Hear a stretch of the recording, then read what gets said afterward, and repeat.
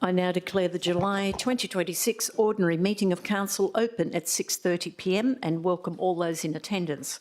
I now invite Councillor Barber to read the acknowledgement to country. Thank you, Councillor Barber. Thank you, Madam Mayor, and welcome back.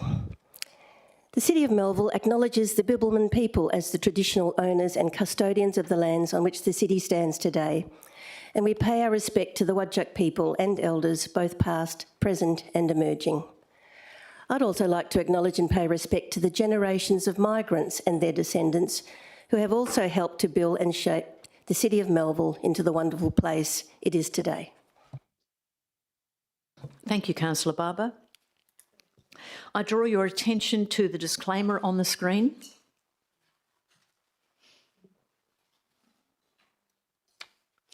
The affirmation of civic duty and responsibility on the screen.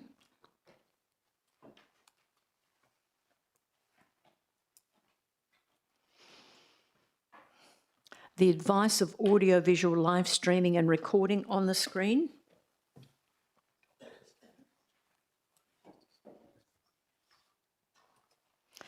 The privacy and responsible information sharing collection notice on the screen.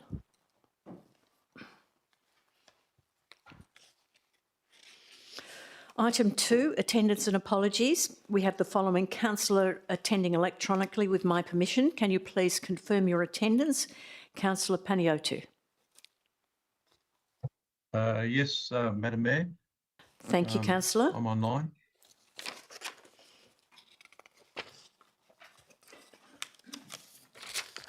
Moving on to item 3. Declarations by members. Are there any declarations by members who have not read and given due consideration to all matters contained in the business papers presented before the meeting? Nil. Declarations by members who have received and not read the elected members' bulletin? Okay, nil. Announcements by the presiding member. So we have no deputations or written submissions for this evening. Number 5, disclosures of interest. Can the Head of Governance please advise if there are any disclosures of interest for this evening? Thank you, Ms Newman.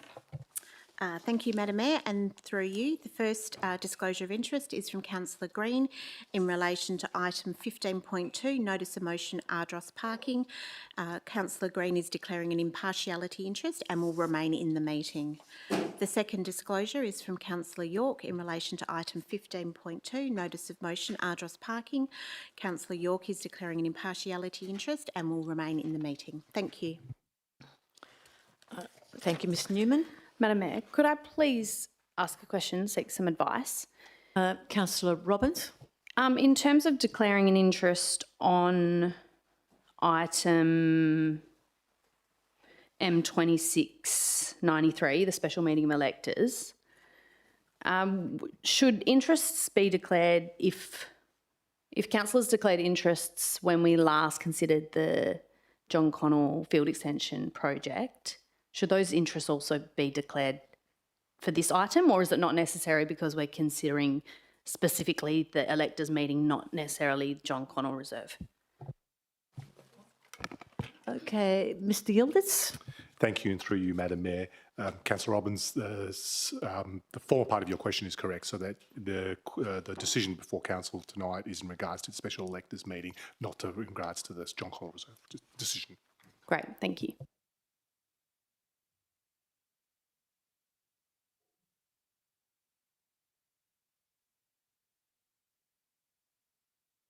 All right, I take the opportunity to welcome our community in attendance in the public gallery and online, and tonight we'll be discussing and making decisions on matters you've an interest in. The City is committed to listening to the community, and I ask you to assist with our decision-making process through mutual respect and by not interrupting the meeting by clapping or calling out. This will assist elected members in focusing on the discussion, debate and outcome of matters before them tonight. Now, should you wish to engage with the City on any matter, please make contact with the City or with your elected members. And if you're planning to ask a question during public question time and you haven't already submitted the question to us in writing, it would be appreciated if you could complete a form that is on the table to your left and hand it in to an officer prior to asking that question. So we have 15 minutes is allocated for our public question time, and each questioner will have 2 minutes to ask their question and any follow-up question. So please be respectful. As per our local law, we will have a maximum of 2 minutes to ask your question and follow-up question. So please keep preamble to necessary information. If you wish to ask more than one question and there are others waiting to ask questions, you will need to wait until everybody else has had a chance to ask a question before you can ask another. And I just please, if you could fill in those question forms prior so we can make sure we record your question correctly. Right, so we're on to public question time now. I open public question time at 6:36 p.m. So I have received a number of questions with notice this evening, and if we have the person who's asking the question hearing the meeting, or they have a representative to ask the question, could you please make your way to the microphone when you're asked? So if there's no one in the audience to ask the question and the question is not taken on notice, the question and response will be provided in the minutes, which will be available to the public this Friday, the 24th of July. We have a number of questioners, from Mr M. Mollison of Willagee, Miss E. Nicholson of Applecross, Miss L. Wintle of Atterdale, Mr G. Sableton of Myaree, Miss J. Dorey of Palmyra, Miss Waldron Hatfield of Mount Pleasant, Miss Kay of Applecross, Miss Sampson of Applecross, Miss S. Fliss of Applecross, and Miss E. Cole of Melville. So please keep your questions brief because we have a lot of people to get through and it's 15 minutes question time, but the council can extend it by 5-minute lots to 30 minutes. Okay, so the first person is Mr M. Mollison of Willagee. Please come forward and make sure you turn the microphone on. Are you here tonight? It doesn't appear to be. All right, we'll take that on notice. Miss E. Nicholson of Applecross, please come forward. Okay, she doesn't appear to be present. Miss L. Wintle of Atterdale.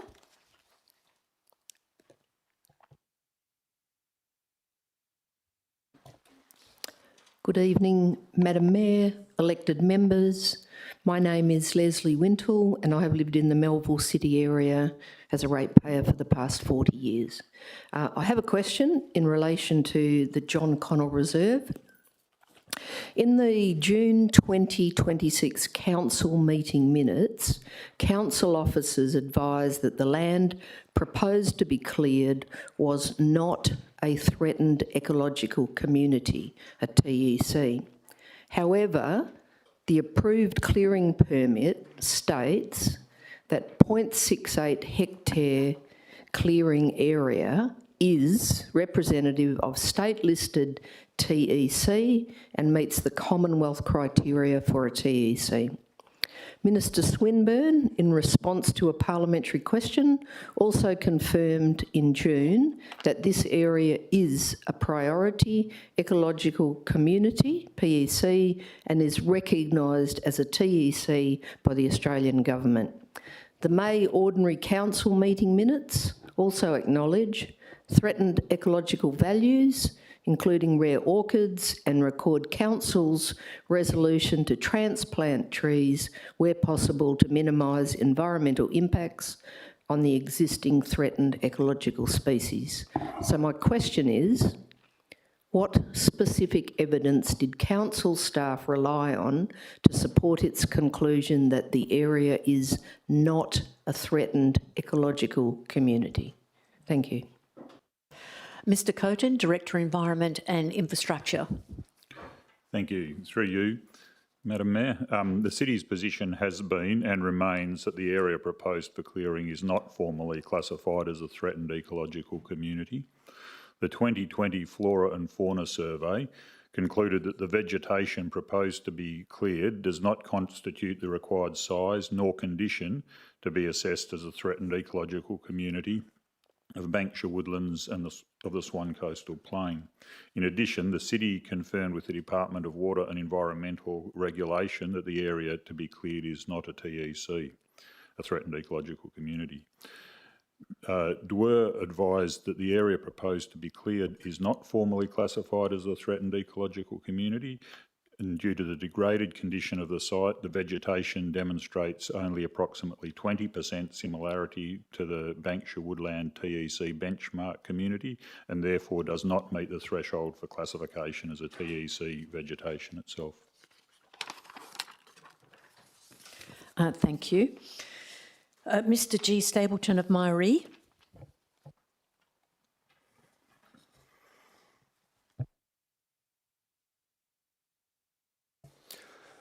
Good evening, Madam Mayor and elected councillors. In 2021, $25,000 was spent to establish 257 1- to 2-year-old food and roosting trees. It was said to be successful, but there is nothing in writing to verify this that I can tell. In 2027, $1.3 million to be spent to establish 30,000 6-month to 1-year-old native plants and trees, seedlings, so more numbers and less mature trees. I think you can see the disparity. In addition, the conditions that go with this environmental offset are 70% survival rate by year 4 and weed coverage less than 5%. My question is, what specific data or ecological advice did Council rely on to determine that transplanting 200 mature Bankshire trees or planting young tube stock seedlings would adequately support the immediate survival of the local Carnaby's black cockatoo population? Mr Coton, Director Environment and Infrastructure. Thank you. And through the Chair, the Department of Water and Environmental Regulation, as the decision maker for the clearing permit, assessed the environmental impacts of the proposed clearing and determined the residual impacts. Dwer's assessment recognised that the loss of foraging habitat is a significant residual impact, but concluded that the approved offset package would adequately counterbalance those impacts. The City is currently preparing a report for Council to consider regarding the potential transplantation of approximately 200 trees and shrubs from the clearing area, but this investigation is separate from Dwer's offset assessment. Thank you. Thank you. Ms J. Dorey of Palmyra.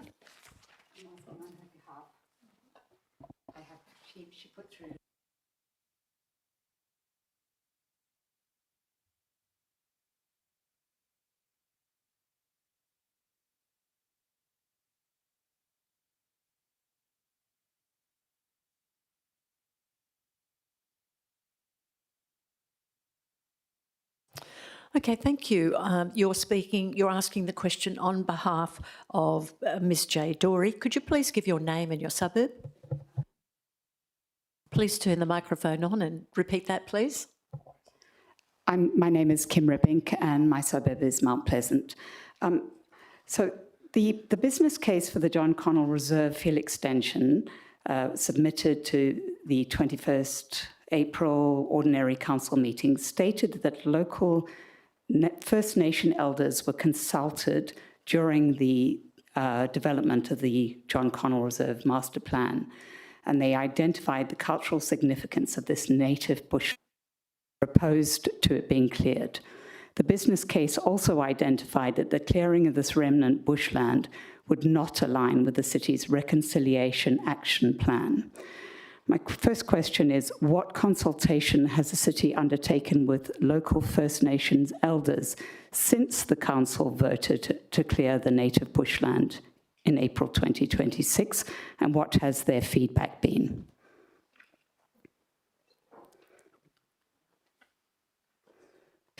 Ms Pickering, Director Community Development. Thank you, Madam Mayor, and thank you for your question. Officers have consulted with CARTA, 100% Indigenous owned and operated business, who supported the formation of and meetings with the Whadjuk Noongar reference group, as well as an elder who participated in the reference group since April 2026. Their advice has remained consistent since the group was first formed in 2023. That advice is that the reference group are opposed to the clearing, removal of any native vegetation, The reference group is supportive of community sport and creation of additional sporting fields in a location that did not compromise any native vegetation. Can I ask a follow-up question to that? Yes, you can. So how does the city and elected members reconcile its commitment to the city's 2025-26 Reconciliation Action Plan while going against the wishes of the First Nation elders? Ms Pickering, Director Community Development. Thank you, Madam Mayor, and thank you for your follow-up question. Prior to the preparation of the business case and as part of the John Connell Reserve Master Plan process in late 2023, the Whadjuk Noongar Reference Group was advised of the June 2022 Council resolution authorising the Leeming Spartans Cricket Club to apply for a native vegetation clearing permit. Officers also advised that the views of the reference group should be considered by the Department of Water and Environmental Regulation as part of its statutory decision-making process. The views of the reference group were clearly articulated within both the council item and the business case so that elected members could consider cultural, environmental and reconciliation impacts along with the broader strategic, financial and operational factors. Within the business case, the potential risk to reconciliation efforts was explicitly identified. While Council ultimately resolved to proceed with the project, the City acknowledges that this outcome did not align with the position of the reference group. In keeping with the commitments of the Reconciliation Action Plan, the City will continue to work with First Nation stakeholders to mitigate impacts and strengthen cultural outcomes. This includes exploring cultural land management opportunities within John Connell Reserve and Kenhurst Park, enhancing edge interface protection and embedding cultural design principles into future planning and implementation. Thank you. Thank you.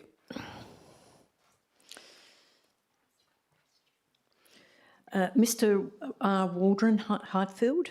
Oh, sorry, Miss Waldron Hartfield. Beg your pardon. Madam Mayor and elected members, my question relates to the notice of motion, the revocation motion for the Moray Mews public open space.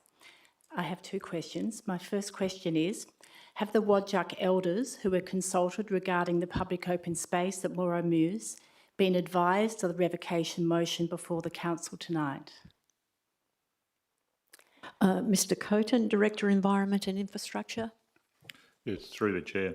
No, the city has not formally advised the Whadjuk elders who were consulted regarding the public open space at Moray Mews of the revocation motion before council tonight. As a follow-up question, Yes. Will they be advised and when?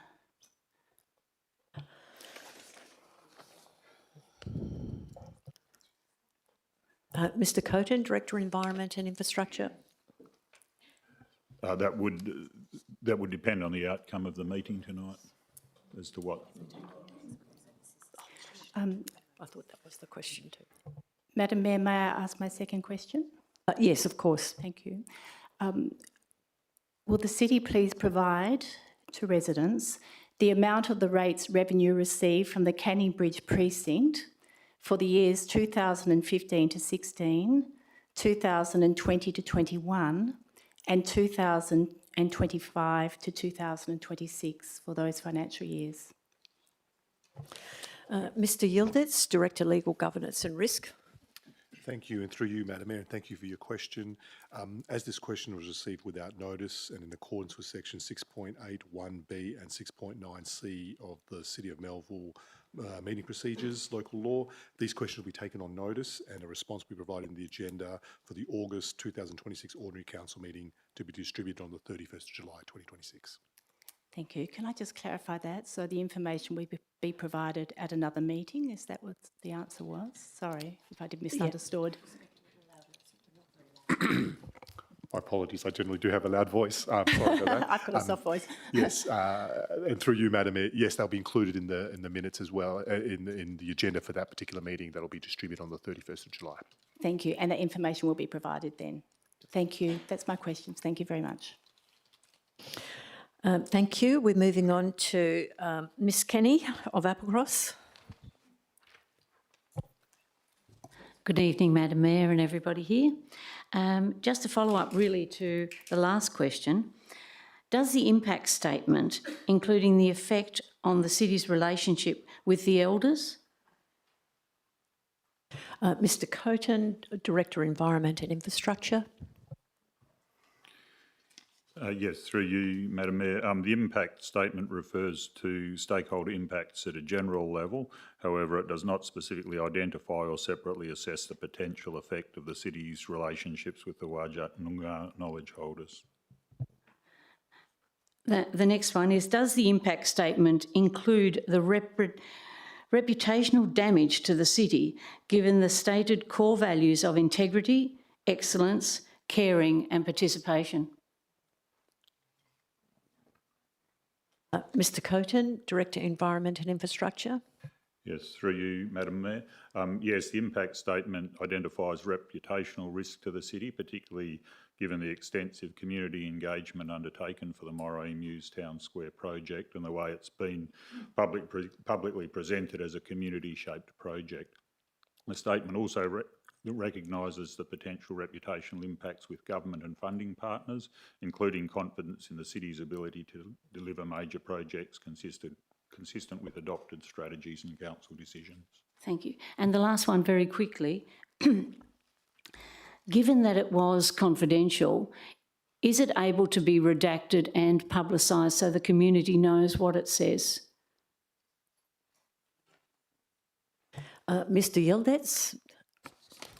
Thank you, Madam Mayor, and thank you for your question. There is a motion on tonight's agenda seeking Council's resolution to actually do that and redact certain information from it and make the statement of impact public. Subject to Council's decision on that motion, Okay. and will be made. Thank you. All right, we've exceeded our 15-minute limit. I need a mover and seconder from the Council to extend this session for 5 more minutes. Councillor Wheatland, Councillor Spanbrook. Anyone against? I declare it carried. We have 5 minutes more. Thank you. We're moving on to Ms P Sampson of Applecross.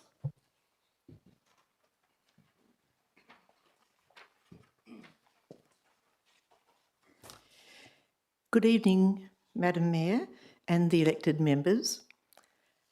Was the open turf for recreation, along with the playground and toilets, was it a top priority in the community consultation for Moray Mews Town Square concept design? Mr Coton, Director, Environment and Infrastructure. Yes, through the Chair, the top 3 responses received as part of the Moray Mews Stage 2 engagement were play space, public toilet and open turf. Can I add my second question? Definitely, yes. Right.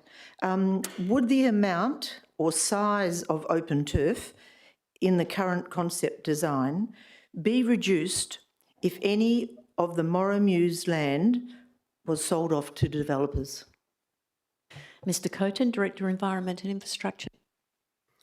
Through the Chair, if the area of public open space is approved to be modified to allow for the development, the size of open turf could be reduced. However, this would need to be considered holistically as part of a redesign process. Okay. Thank you. Thank you. Okay. Ms S. Fliss of Applecross. Good evening, Madam Mayor, councillors and officers. Susan Fliss, Applecross. The integration, again, sorry, talking about Moray Mews Town Square. The integration with surrounding developments is key to the future vision of the town square. We were told at the June 2025 ordinary meeting of council that the city's planners were well advanced in negotiation with a developer on the Kishorn side of the town square. Does the costing $645,000 to date, provided at the Agenda Briefing Forum, include the time spent by officers in these negotiations to date? Mr Coton, Director, Environment and Infrastructure. Yeah, through the Chair, no, the costing provided doesn't include time spent by officers in those negotiations to date. Thank you. Can I please ask a second question? Yes. So we're aware that the developers on the western side of the town square are also well advanced with their own plans for integration. Does the halting and possible alteration of the town square project with a potential sale of the two blocks 23, 27 and 29 Morrow Mews leave the city open to legal action to claim back architectural design costs incurred or any other consequences except the impact on business confidence? Mr Yildiz, Director, Legal Governance and Risk. Thank you, and through you, Madam Mayor, and thank you for your question, Ms Fliss. Whilst it's open to any party to commence legal proceedings, the Civil Liability Act provides that a policy decision cannot be used to support a finding that a local government, as a defender in such proceedings, was at fault in the performance or non-performance of a public function unless that decision was so unreasonable that no reasonable public body or officer in the local government's position could have made that decision. So low risk. I would suggest so. Thank you.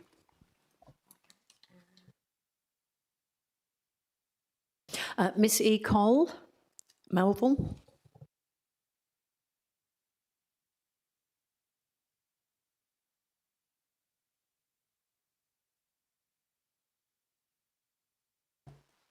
Good evening, Madam Mayor. Welcome back, and to councillors and staff.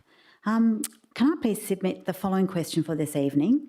During the officer presentation re land to the east of Wireless Hill, Mr Ponton explained that lots, I think it was 50 and 52, could not be considered separately from the Crown land, as doing so would diminish the council's leverage in negotiations with the state government. I was just wondering what Mr Ponton meant by that, please.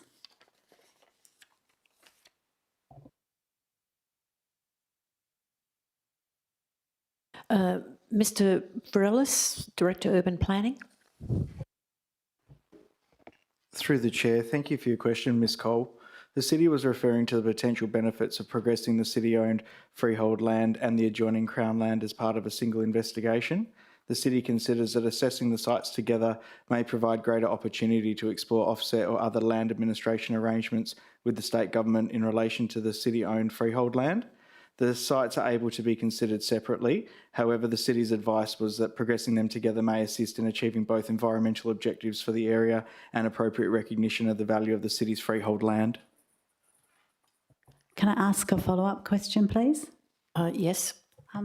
So is that, do you get money from the state government? What does that mean? Mr Varelis. Through the Chair, that'll be defined through the investigations and engagement with the state government. All right, we've come to the end of the next 5 minutes. We have 2 more questions that need to be asked. Can I have a mover and seconder to extend the question time? Thank you, Councillor Wheatland. Seconded, Councillor Barber. Is there anyone against? If no one is against, I declare it carried, and I will ask Miss V. Neil from Applecross to come forward and ask her question.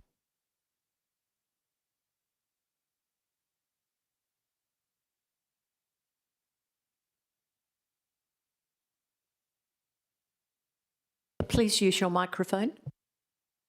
Sorry. Good evening, Madam Mayor and elected members. My question is it correct that the cost of maintaining the Moray Mews Town Square is estimated to be 2% of the rates collected from the Canning Bridge precinct? Mr Tuffin, Director, Corporate Services. Thank you, Madam Mayor, and thank you, Ms Neal, for the question. Excuse me. The city's rating system is not structured around precinct activity centre plan boundaries, so producing this information requires manual extraction, validation of property data, and it's quite a manual process. So I'd have to take that question on notice and we'll get a response back to you. Okay, thank you. We have one more question from Mr G. Jenke from Applecross.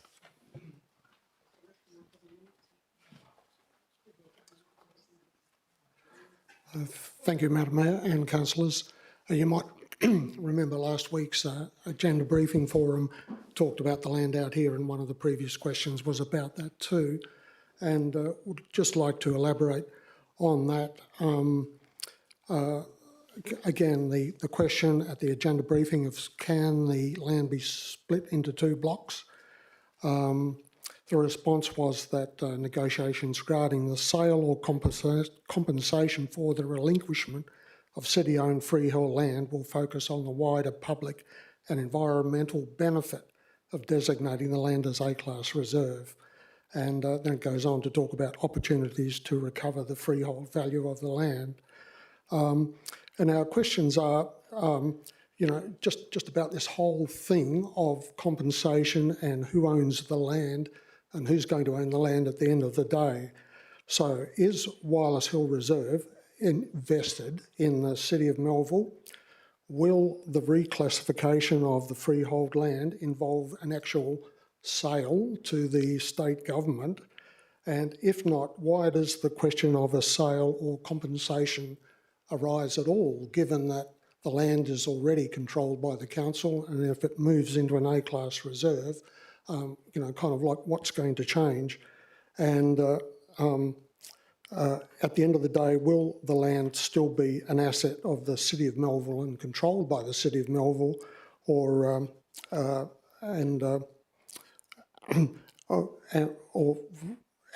it be, or will it just be reclassified as part of the A-class reserve, no matter if the state controls it or the City of Melville ultimately? Mr. Roloff, Director Planning. Thank you for your questions, Mr. Jenk. The Wireless Hill, through the chair, the Wireless Hill Reserve is predominantly Crown land vested in the city for management. The land currently under consideration is different, with lots 2674 and 2335 being Crown land, and the Davey Street access strip forming part of Lot 52, which is freehold land owned by the city. So there's a distinction between Crown land vested to the city for management and freehold land that's owned in fee simple. The issue of potential land or offset value arises because Lot 52 is freehold city asset. If it were ultimately converted to reserved land, the value of the land is a consideration. No decision has been made regarding the future ownership of the land. The recommendation before council is to undertake further investigations and discussions with the state government on the available options. If the land were ultimately included in the reserve and vested in the city would continue to have care and control responsibilities. Okay, thank you. Thank you. And Mr. G. Stapleton, it appears you only asked one question. Would you like to ask your second question? Thank you, Madam Mayor and elected councillors. To rescind or not to rescind? That's the question. Rescind the John Connell Extension project and finance the complete rehabilitation of the Dundee Road landfill site, because it solves the ongoing health, safety and environmental issues regarding this contaminated site, provides much needed additional playing space for the sporting clubs, and retains a remnant of Bankshire bushland for the endangered Carnaby's black cockatoos. My question is this: could the City of Melville access and use a portion of the $102 million it has in reserve accounts to fully rehabilitate the Dundee Road landfill site? Mr. Coton, Director Environment and Infrastructure. Thank you. Through you, Madam Mayor, the City maintains a number of financial reserves for specific future purposes. One of these is the Refuse Facilities Reserve, which has been established to support the City's long-term obligations associated with waste management infrastructure and former landfill sites, including John Connell Reserve. While Council may consider the future use of reserve funds through its budgeting and long-term financial planning processes, the City is currently undertaking investigations to better understand the remediation requirements, associated costs and future land use outcomes for the site. Until those investigations are complete, it's not possible to determine the extent of any remediation works required, the associated costs, or whether reserve funding would be sufficient or appropriate to fully fund those works. It's envisaged that the findings of the current investigation will be presented to Council in mid-2027. I have a follow-up question, Madam Mayor, if that's okay, please. Yes, if it's brief, because we have ended our session. Yep. So can the administration outline the legal statutory process required under the Local Government Act 1995 to change the restricted purpose of the City's financial reserve accounts funds, and what public notice or council resolutions are required to do so? Thank you.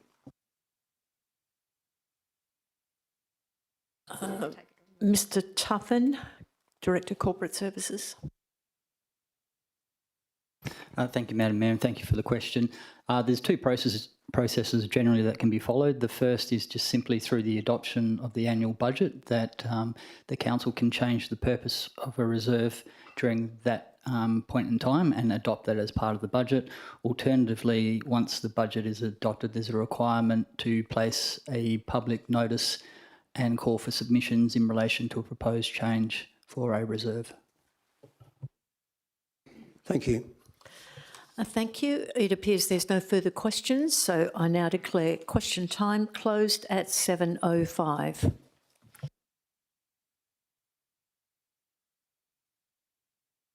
Moving on to item 7, awards and presentations. There are no awards or presentations for this evening. Item 8, applications for new leaves of absence. Councillor Panayiotou has submitted a request for leave of absence for 10 days in July. Are there any further requests for leaves of absence? If there are no further requests, I would ask for a mover and a seconder of the leave of absence. Can I please have Councillor McGoldrick and seconded Councillor Hong? Is there anyone against? If no one is against, that is carried. All right, item 9, confirmation of minutes. 9.1, ordinary meeting of the council, 16th of June 2026. Can I have a mover and seconder for the officer recommendation? Mover and seconder?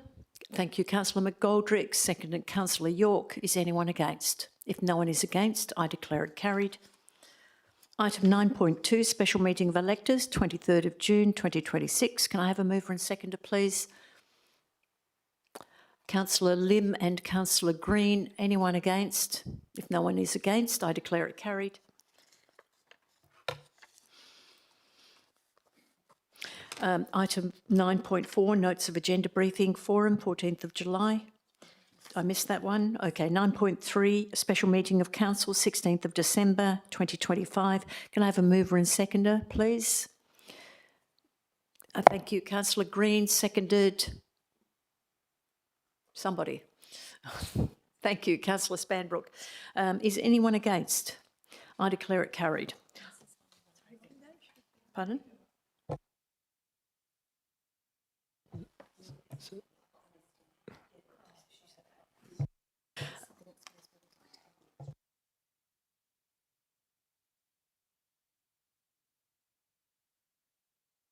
Yes, 9.4, notes and agenda briefing forum, 14 July 2026.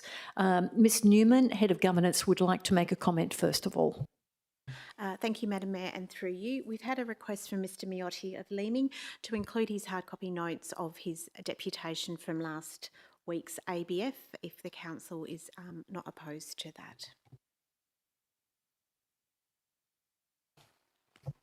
Through the Mayor, Mr Miotti of Leeming has requested that his hard copy notes from his deputation last week be included as an attachment to the ABF notes. Can I have a mover and seconder for the officer recommendation? Thank you, Councillor Woodall. Seconded Councillor McGoldrick. Is there anyone against with the inclusion of a deputation?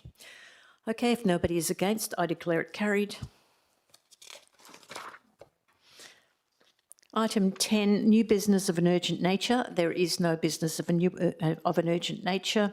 Item 11, identification of matters for which the meeting may be closed.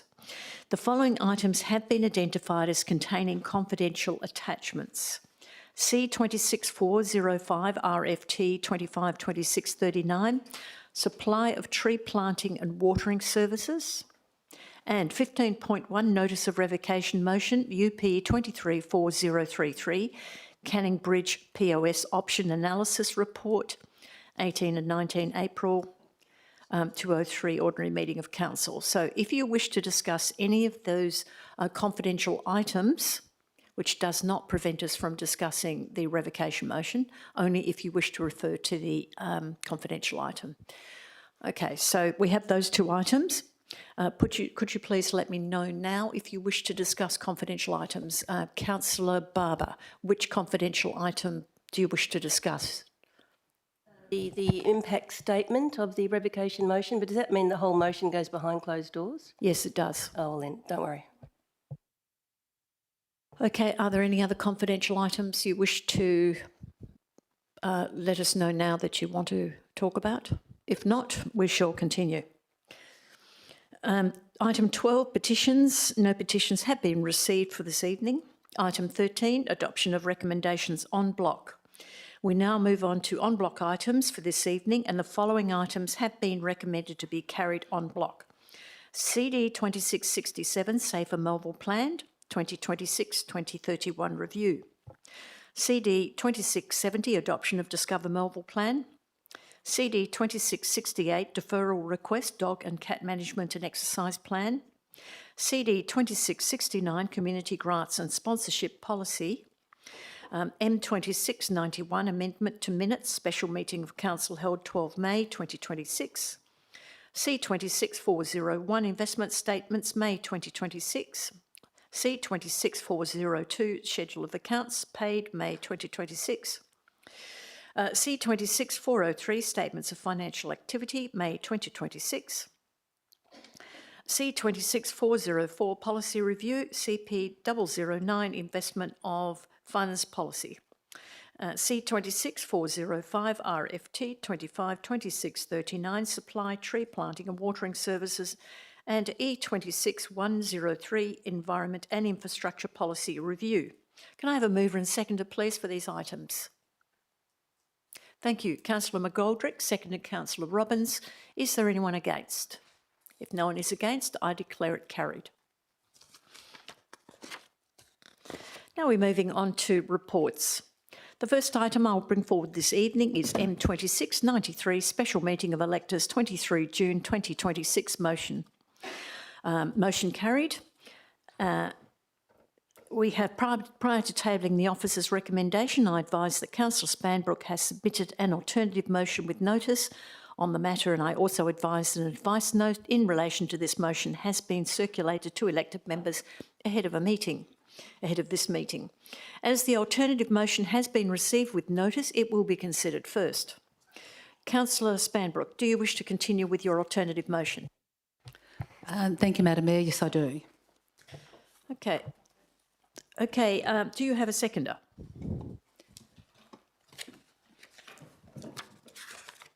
Sorry, Councillor Woodall. Thank you, Councillor Woodall. All right, Councillor Spanbrook, can you please open your debate?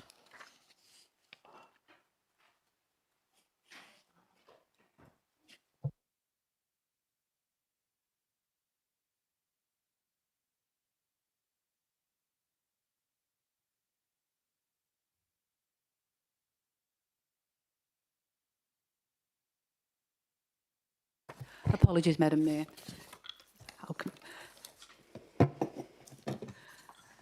This alternative motion has been brought to council as a result of the officer recommendation from the special meeting of electors resolution of a motion that was presented by the Leaming Spartan Cricket Club.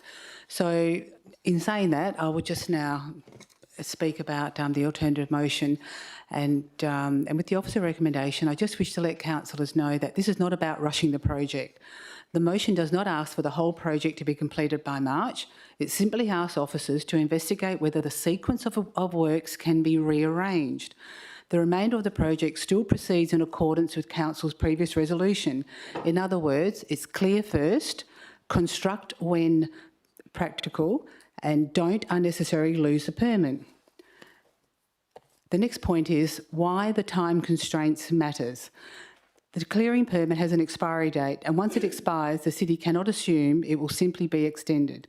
Every month that passes reduces the city's flexibility to respond to unforeseen delays.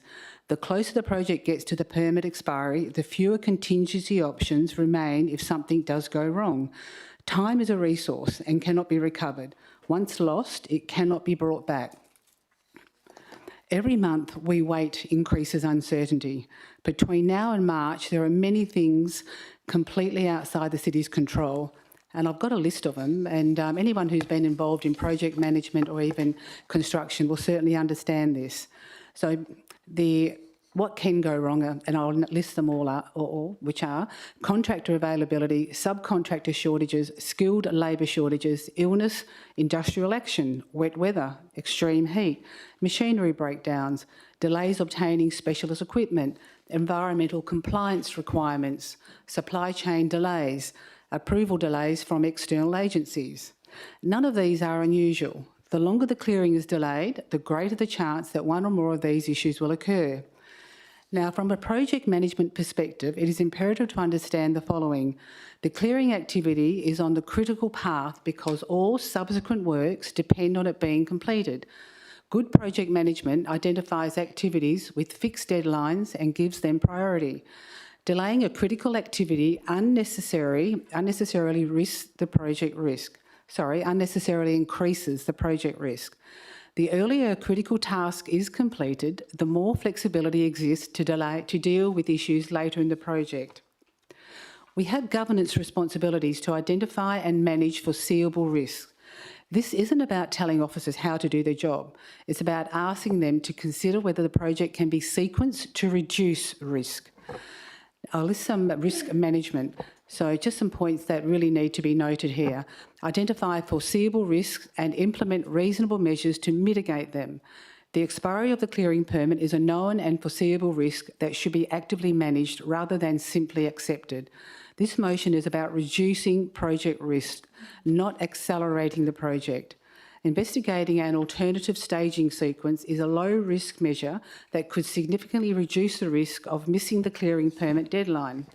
Good governance requires risks to be managed before they become problems, not after they have materialised. And I'll leave it there. Thank you, Madam Mayor. Thank you, Councillor Spanbrook. Councillor Woodall, would you like to speak now or later? I'll speak now. Thank you, Madam Mayor. Thank you. Look, I'm seconding this alternative motion and I support it. At the end of the day, I think the key words are in point 3, that this is really just asking the CEO to investigate whether the clearing and the works can be brought forward. It may not be possible, but it's for asking the CEO to look into it with the aim of meeting the deadlines set out by DEWA. I think that makes sense, and if the CEO investigates it and it's not feasible or it's prohibitively expensive to do it that way, then the motion doesn't force us to go down that path or force the CEO to go down that path. So to me, it's just looking into it and seeing if there's a way we can do it and bring it forward. But if not, then so be it. So I'd support the motion. I don't think it's particularly controversial as to when the works themselves are actually undertaken. Thank you. Madam Mayor, could I please ask a question of officers? Yes, Councillor Roberts. Thanks, Madam Mayor, and welcome back, as others have said. My question is just about practicalities and what this means for officers. So could I just have one of the staff members outline, maybe in a few sentences, how what they will do will differ as a result of this alternate motion as opposed to what they would have done if the officer's recommendation just gets up? Mr Coton, Director Environment and Infrastructure. Yes, through you, Madam Mayor. With any project that the city undertakes, we'll always endeavour to undertake it in a timely manner as quickly as we can. The alternate motion provided by Councillor Spanbrook is, as has been outlined, just to investigate the options for staging and investigate the options for bringing the job forward, reducing the time frame. And that's part of project management on any project. We've got a timeline, a Gantt chart, and we're always looking at opportunities to reduce that. And so the difference between this motion and the motion that was passed at the electors' meeting is a motion at the electors' meeting specified that the timeline should be amended, and whereas this is just to investigate whether or not it can be. So the impact for staff is minimal. It's really just what is proposed in this is really what we would just be doing as part of normal project management. Thank you. Is that a question, Councillor Wheatland? Yes, thank you. Thank you. And just a follow-up from Councillor Robbins through you, and welcome back. Mr Coton, last week at your officer presentation, you went through the process and the timeline. And based on what you just said then about what this motion's doing differently to the special meeting of electors motion, what's the difference between this alternate motion and the officer recommendation, please? Mr Coton? In terms of the actual, I guess, delivery of the project, there's not a lot of difference in terms of what's proposed. This just highlights the importance of aiming to have it finished by having it finished earlier. Can I have a follow-up question? Yes, Councillor Wheatland. So I'm just trying to understand then why we are actually, with respect to the mover, and I understand her intentions, why we are going to debate this when it's similarly the same as the officer recommendation. Well, I need to ask if there is a speaker against, and that will determine whether. Yes, okay, thank you. All right. Can anybody answer that question? Well, I think the answer will come if somebody debates it. Can I just make it more clear? Yeah, clarify it. Thank you. Maybe a question for governance then. I'm just trying to understand why we are debating it, or why we are considering an alternate motion that is notionally very similar to the officer recommendation. Ms Newman, Head of Governance. Sorry, Mr Yildets, Governance and Risk. Thank you, Madam Mayor. And to answer your question, Councillor Wheatland, the officer recommendation of point 3 specifically says it does not endorse the stage delivery approach proposed in motion 4, noting that the alternative motion requests the CEO, where did I see it? Point 3, requests to investigate whether the project can be staged in order. So it is, in essence, an alternative motion to what was proposed by the officers. Okay, Councillor Robbins, is that a question? I'm happy to speak against. Speak against. Thank you very much, Councillor Robbins. Thank you, Madam Mayor. Based on the advice we've just received from the Director and the advice note, as well as the report that goes hand in hand with the officer recommendation that's on the agenda, I don't think it seems like there's much merit in this motion. Essentially, we've just been told that officers would already be doing things as quickly as possible, that they already have a process in place. The original officer recommendation makes it clear that they don't see it as preferable to try and accelerate the project. I have some concerns about trying to fast track it, and I'm still a little bit unsure whether that's the intention here or not, but the motion does say prioritise clearing of the site before the expiry of the existing clearing permit, which I understand officers will be doing anyway, but it does still read to me a little bit like we want to hurry it up. And I do have some concerns about rushing it. I think that, officers already have a plan about how the project will be staged, different hurdles that need to be cleared along the way, different regulations and timeframes that need to be complied with, and I would be more comfortable sticking to that plan. So I don't support the motion. Thank you. Thank you. Is there another speaker against? Councillor Ross. Then I will take, just questioning whether I should take a speaker for. Yes, I'll take a speaker for if there is one. Otherwise, against. Thank you, Councillor Ross. Thank you, Madam Mayor. I won't take up a lot of time. I think that the officer's recommendation was very clear as to what could be done and what couldn't be done. This motion wants another investigation. This is the same group that have saddled the ratepayers with a debt of more than $5 million to do transplanting. Now they want to spend more money and more time on and more expense on ratepayers. I don't think it's appropriate. I think we should go with the officer recommendation, and for that reason I do not support this motion. Thank you. Thank you. In the absence of further debaters, I will ask Councillor Spanbrook to wrap up the debate. Thank you, Madam Mayor.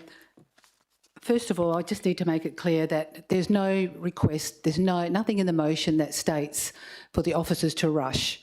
So the commentary about rushing is completely, it's an obsolete comment.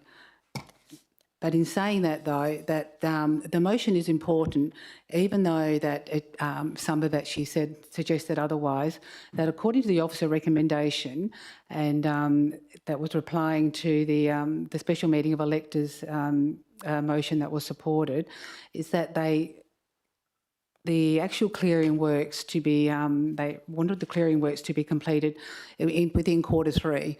That is between January, February, March. So we'd look at more towards the end of March. And the officer states that it cannot be met. And that's quite emphatic. It cannot be met. The motion that I'm actually presenting right now is to be more compliant and more considerate of the community expectation, is just to say that they will aim to meet it by the end of March. And if they don't, well, of course, there still is a deadline, 23rd of July, 2027, and then and in the meantime, they will be applying for an extension. However, there is no surety that an extension will be granted. So in closing, the motion is not about accelerating the project, so there is no rushing. It's just directing, and there's no direction of the administration how to undertake its work. It's simply about prudent risk management. That's all it is. The clearing permit is subject to a fixed time frame, while contract availability, weather, supply chains and other unforeseen delays are not within the city's control. By requesting that the city investigate whether the works can be staged to prioritise the clearing of the site, council is taking a sensible and responsible approach to reducing avoidable risk and protecting the city's ability to deliver the project that has already been resolved by council. So in saying that, the clearing is the most critical component of this project. If the clearing does not take place or it misses the deadline, well, there is no project. Everything falls apart.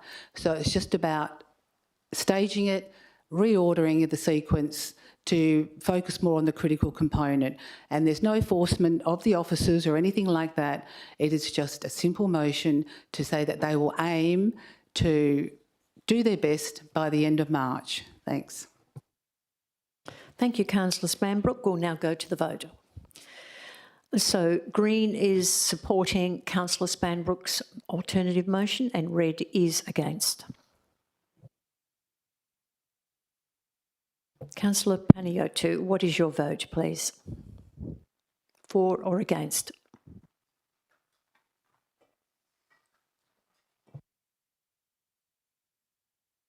For, Madam Mayor. Thank you, Councillor Panayiotou.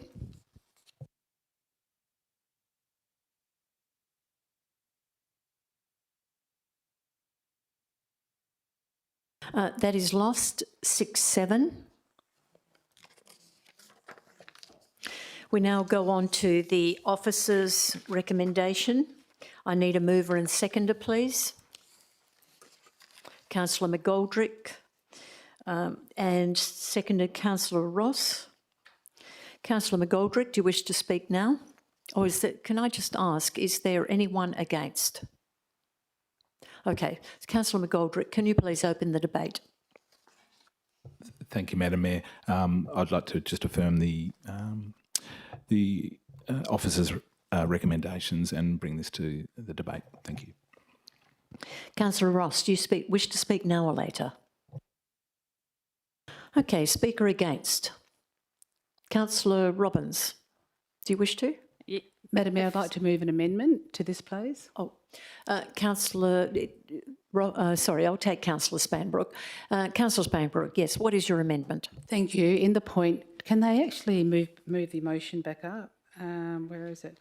That in point 2, the officers state that Q3 cannot be met due to the required design. I'd like to actually move an amendment so it actually states, won't be a moment.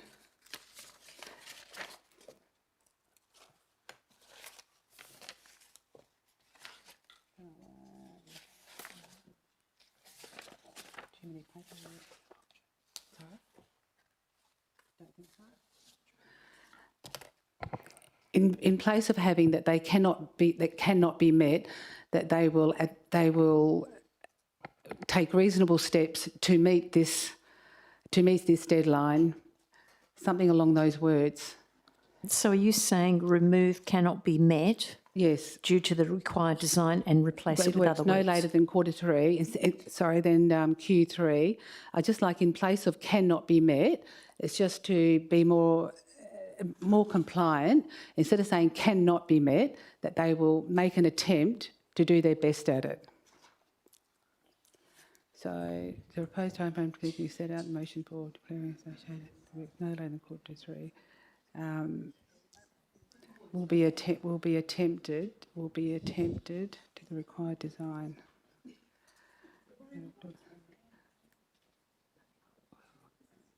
Will be. Have you got some wording you can help me with? Will be. Yeah. Sorry. Challenging. Yeah. Cannot be met.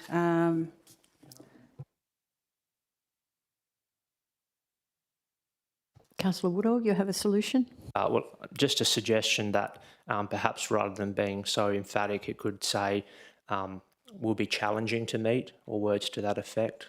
I understand that that is the position of the officers, that it will be challenging to meet the deadline that was in that motion 4 from the electors meeting, but I think that's what Councillor Spanbrook is perhaps trying to get at.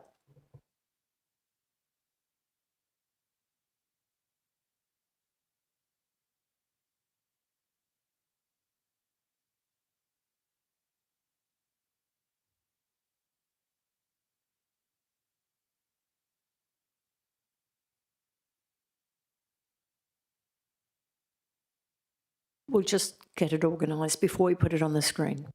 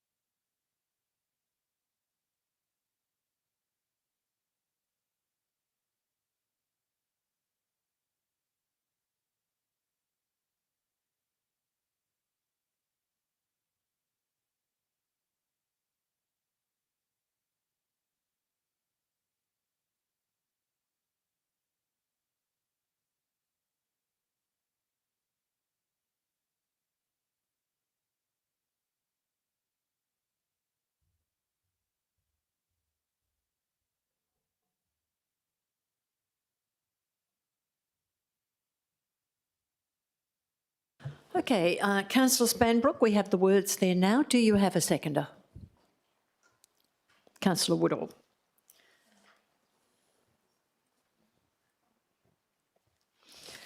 Okay, Councillor Spanbrook, do you wish to comment on this as the opener of the only debate? comment I would like to make that it is it's actually more acceptable to have a word like that than to say cannot be met, because then it actually sends a message to the community, like just a blanket, no, forget it, don't even bother trying. And I just don't think it actually instills confidence in the community, in the officers, where it comes across so much better when the officers do show that they will do their best. And that's what it basically is. Okay, thank you. Councillor Woodall, do you wish to speak now? Question, Councillor Wheatland. Thank you, and through you, I'd just like to try and understand the impact of the changing of the language in this amendment, how that's going to impact other projects across the city, like the change room upgrade program. We've already got change rooms that are delayed due to delays in some of the change rooms not agreeing with the scope of works. They've got a higher expectation, and in Cardinia and Willagee, there are projects that have been waiting a very long time. I would hate to see them delayed from this change of words. Mr Coaten, Environment and Infrastructure. Yes, through you, Madam Mayor, the Staff have already been allocated to this project, and as I indicated earlier, with all our projects we do try and get them done as quickly as we can, so this wouldn't involve putting any extra resources into it. The existing staff who are working on it would continue to do that, so that change of words wouldn't have any impact on other projects. Councillor Wheatland. Thank you. I do know as a result of our decision, council decision around John Connell Reserve, that the change room upgrade program was delayed because staff have told me about it, and they had been taken off the projects that they were working on to deal with the amount of inquiries from the community about John Connell. So I'm worried again about the impact of this. So maybe the CEO might like to answer that, or governance. CEO, Ms Bowman. Thank you, Councillor Whelan. So Mr Coton, we've just checked with, he said this word changing will not impact on any other projects. So thank you.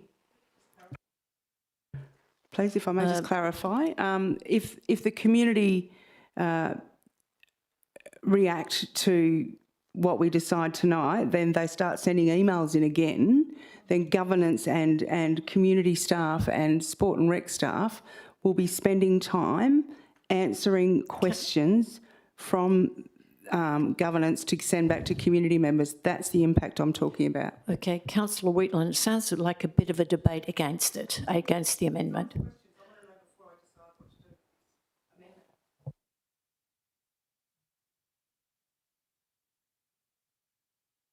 Well, CEO, Ms Bowman. Thank you, Madam Mayor. Thank you for Councillor Wheatland's question. We can't really preempt how many inquiries we would gain from the community about this matter, but it's normal business as usual practice to respond to inquiries from the community regarding any council matter. Thanks. Okay, do you wish to speak now, Councillor Woodall? Thank you. Thank you, Madam Mayor. Look, I seconded this simply because I think it's just softening the language.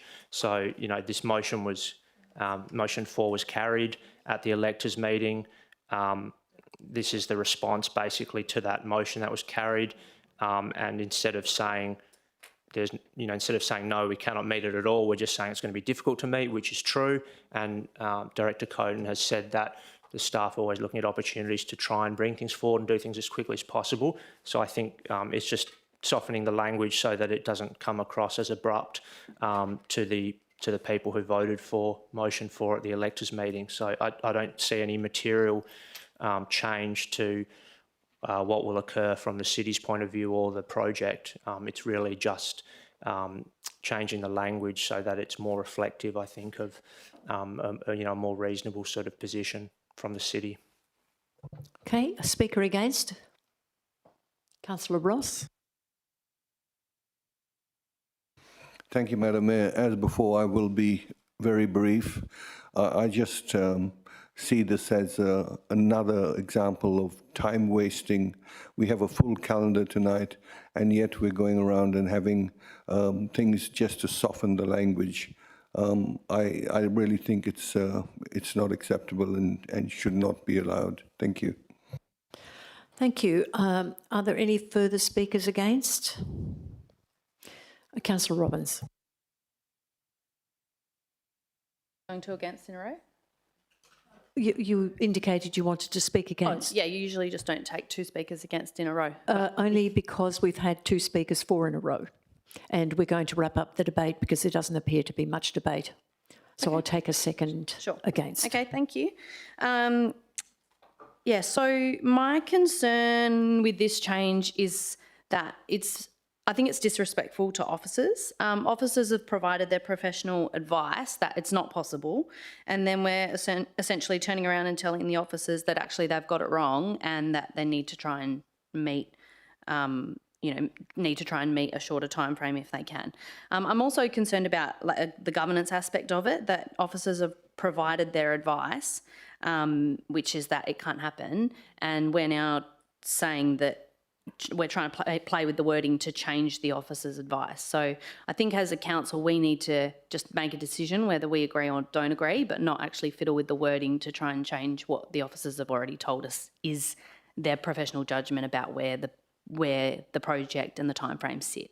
Thank you. Okay, thank you.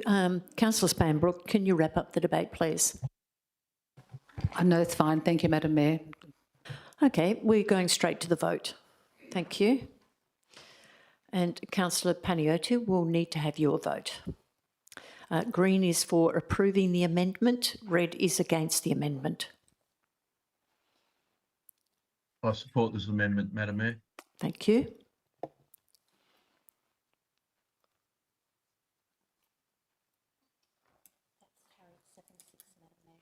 That is carried 7-6. We are now back on to the amended recommendation, officer recommendation, and we have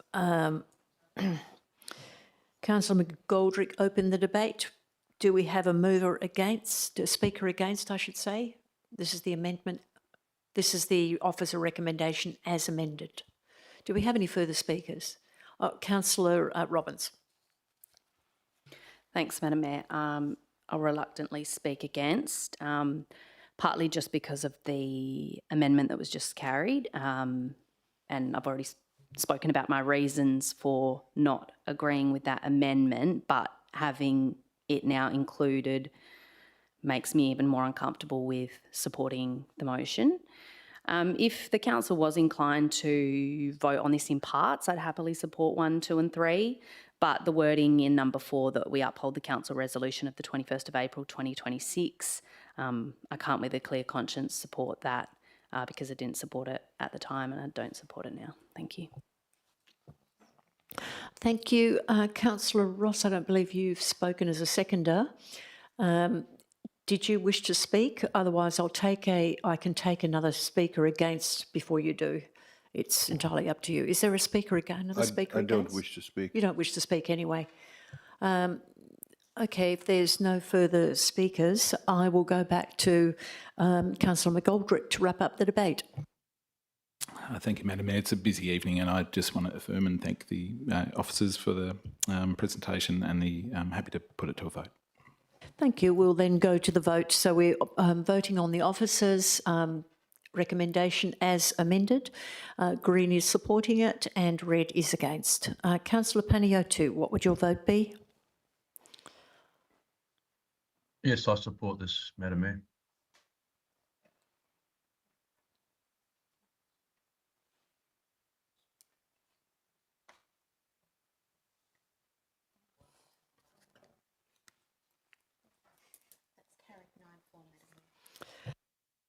That is carried 9-4. Thank you. We're now moving on to the next item.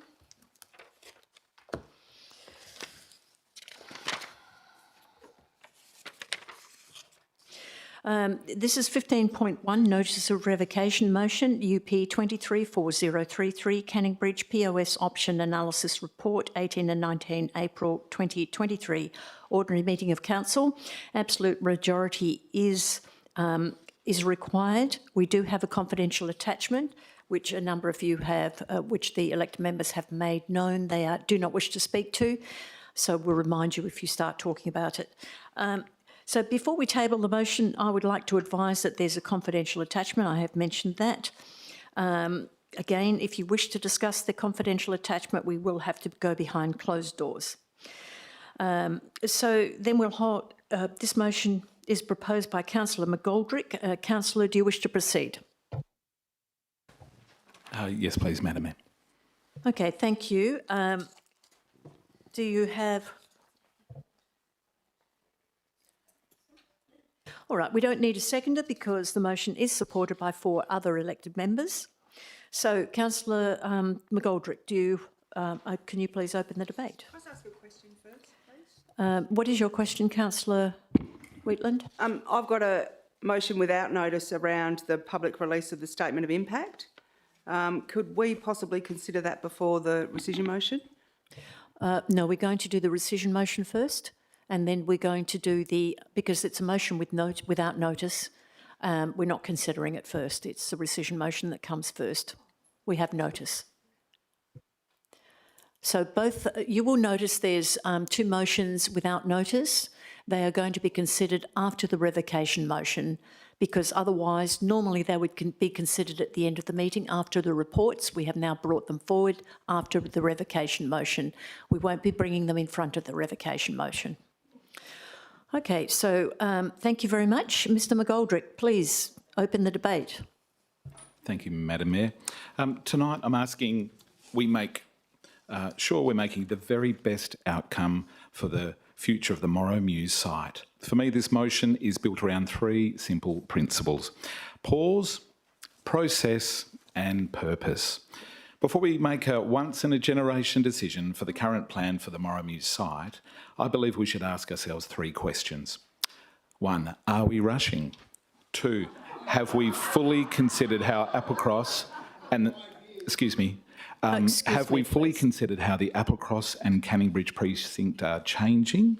And will this create a place with purpose that our community will be proud of for generations? Let's not rush a once-in-a-generation decision. Thank you. Thank you, manners, folks. Sorry, excuse me. Can I please ask the gallery not to laugh, jeer or make any commentary? This is an important debate. We do need to concentrate, and please do not interrupt the speaker. Thank you, Mr McGoldrick. Madam Mayor, may I start again? May I start again? Yes, Councillor McGoldrick, you can start again. Can we start the clock again? Thank you. Thank you, Madam Mayor. Tonight, I'm asking that we make sure we're choosing the best outcome for the future of the Morrow Mews site. For me, this motion is built around three simple principles: pause, process and purpose. Before we make a once-in-a-generation decision for the current plan for the Morrow Mews site, I believe we should ask ourselves three questions. Are we rushing? Have we fully considered how Applecross and the Canning Bridge precinct are changing? And will this create a place with purpose that our community will be proud of for generations? Let's not rush a once-in-a-generation decision. Let's process the opportunities and let's make sure that we create a place with purpose, a place that will become the heart of the city for generations to come. Pause.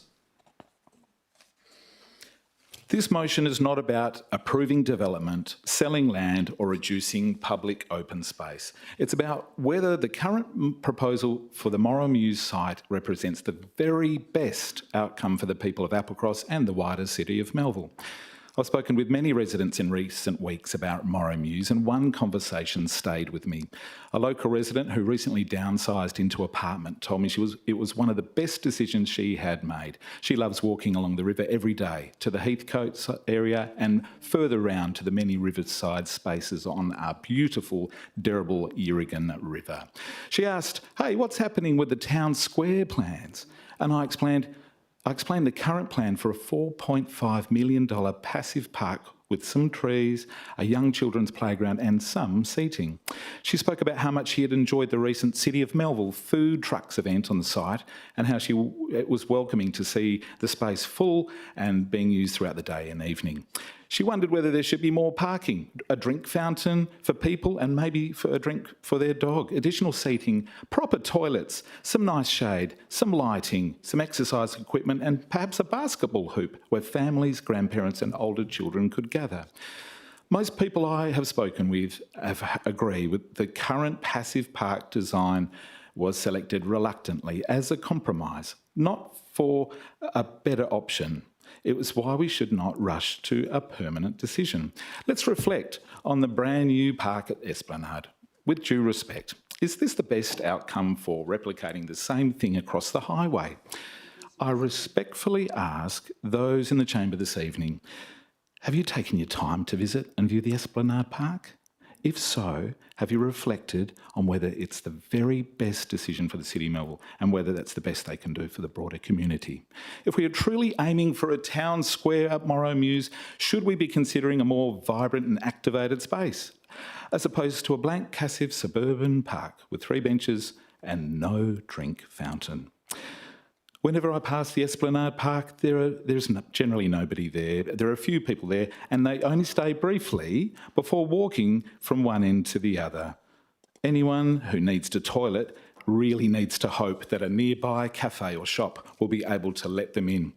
Surely it's not fair for local businesses to be providing a bathroom facility for our people. I think we can all agree the space can be better. Process. Good planning responds in changing circumstances. When the original concept for Morrow Mews site was developed a few years ago, there was no proposed Applecross ferry terminal plan for the end of the street. Today, the project is progressing as part of the Metro Net and Swan expansion, bringing a new ferry connections between Applecross, Matilda Bay and Elizabeth Quay. Morrow Mews is located in one of Perth's busiest bus and train corridors. The precinct is now becoming an important gateway into our community. There is already an overhead pedestrian bridge ready to connect. A new ferry terminal at the end of the street changes how people may use the space over the next 50 years. Surely this is worth considering. Purpose. It is crucial that we consider public open space with purpose. Imagine Morrow Mews becoming the welcoming town square and bringing a heart to Canning Bridge and our city. A safe, a vibrant town square where residents from all suburbs can enjoy. Visitors arriving by ferry or train discover our community. And people travelling to and from Optus Stadium being able to stop for a meal, a drink, or to relax after viewing a game of football or a concert. A town square where activated spaces interact with other tree-lined streetscapes and buildings that have a purpose to visit. A world-class walkway from the ferry terminal to the town square, allowing community events and everyday activities, supporting a vibrant destination that supports local businesses and strengthens community connection. Activated spaces that are safe, vibrant and used by people all day, with architect-designed, tree-lined streetscapes, better parking, brighter lighting and better disability access for all. That doesn't diminish public open space, that enhances it. Tonight, I'm not asking Council to decide the outcome, I'm just asking, let's not rush, let's process and think long term, and let's ensure whatever we create has purpose. Thank you. Thank you very much, Councillor McGoldrick. Now, because Madam Mayor, I'd like to move an amendment. Amendment? Yes. Okay, Councillor Robbins, what is your amendment? Thank you.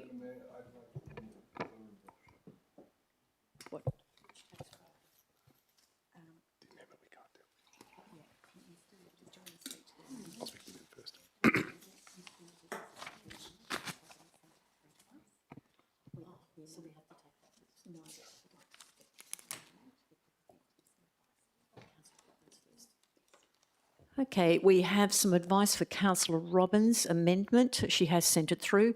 Mr Yildiz will just make a comment about that. Thank you. Thank you, and through you, Madam Mayor. In accordance with consistent advice that we provided to other elected members who've sought to amend the revocation motion, due to the prescriptive nature of the revocation motion and the requirements under the legislation, we haven't accepted any amendments to the revocation motion to be considered as it is. And that's on the basis of the requirements under Regulation 10 to revoke or change a decision. They're very, very specific in relation to that. And the reason why we have the motions without notice tonight as they relate to the revocation motion. And that advice has been precisely provided to elected members in regards to the amendment. So on that basis, we wouldn't necessarily be able to accept it to amend the revocation motion. It needs to be considered as is. Thank you. Could you just clarify what the advice is, sorry? Why we can't have an amendment?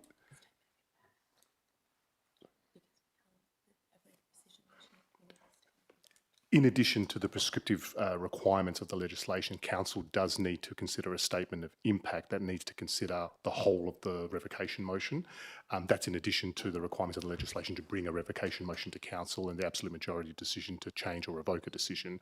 There is no consideration of any other than what the revocation motion currently stands in the statement of impact as currently drafted, and Council can't make a decision without considering the statement of impact. Councillor Robbins? Could I just ask a follow-up question? Please, Yes. Madam Mayor? Thank you. Thanks, Mr Yildiz, and I appreciate that explanation. Given that the rescission motion essentially rescinds a previous council decision and then at the same time in point 2 requests a report to come back to council, couldn't the impacts be addressed in that report? Like, isn't that the whole point of the point 2, is to have officers prepare a statement of impact essentially for us? And that's what we're deciding here tonight, whether we want to go down that road of receiving further advice from officers. Thank you, and through you, Madam Mayor. The further report is to consider as described in the actual recommendation or the recommendation to council. The statement of impact deals with it in totality.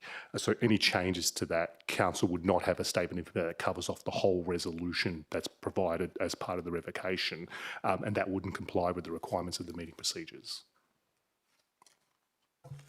Madam Mayor, Councillor Woodall. would it be open to Councillor Robbins to foreshadow a motion without notice containing the same details as the amendment, and for the revocation motion to be laid on the table and for the motion without notice to be considered first as a procedural? Director Yildiz. Thank you, and through you, Madam Mayor, I would expect the correct sequence would be the revocation motion would need to be considered and then the motion of notice as it relates to the revocation motion that is passed.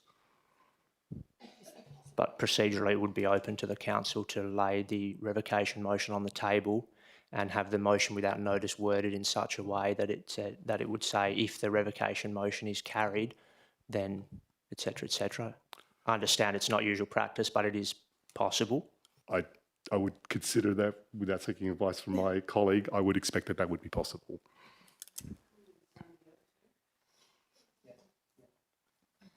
Madam Mayor, I also have a question, if I could ask. Councillor Green. Thank you. This is in relation to the revocation motion, not a meeting procedural matter.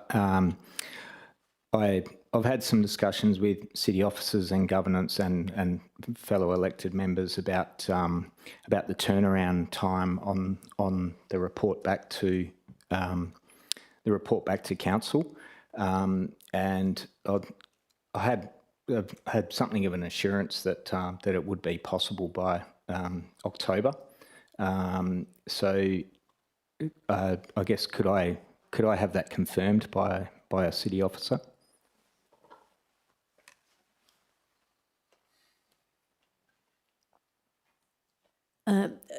Director Varellis, Planning. Through the chair, thank you for your question, Councillor Green.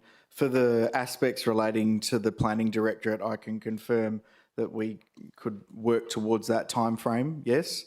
However, I will defer back to the chair and possibly the CEO for the other disciplines.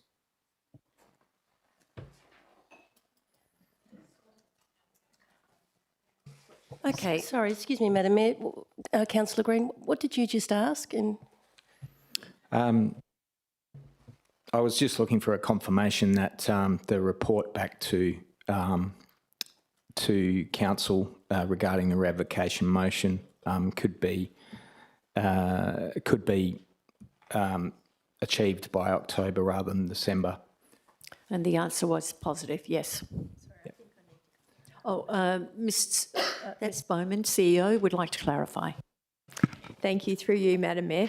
Mr Varela said from a planning perspective, he would probably be able to reach the October target to bring it forward before December, but it does depend on other disciplines as well meeting that requirement. So we'll do our best endeavours, but we cannot guarantee we would have a report back by October. We can try to meet that target date, but there may be other officers who struggle to meet that time frame, but we'll try our best. Councillor Wheatland. Thank you. And in relation to that question, good question, Councillor Green. I'm assuming there would be extensive community consultation and engagement if this revocation motion gets up. So would that then also what would form part of the report, maybe more broadly, that would come back to council, please?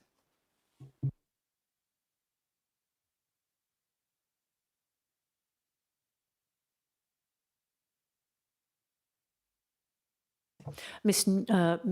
Bowman, CEO. Thank you, Madam Mayor.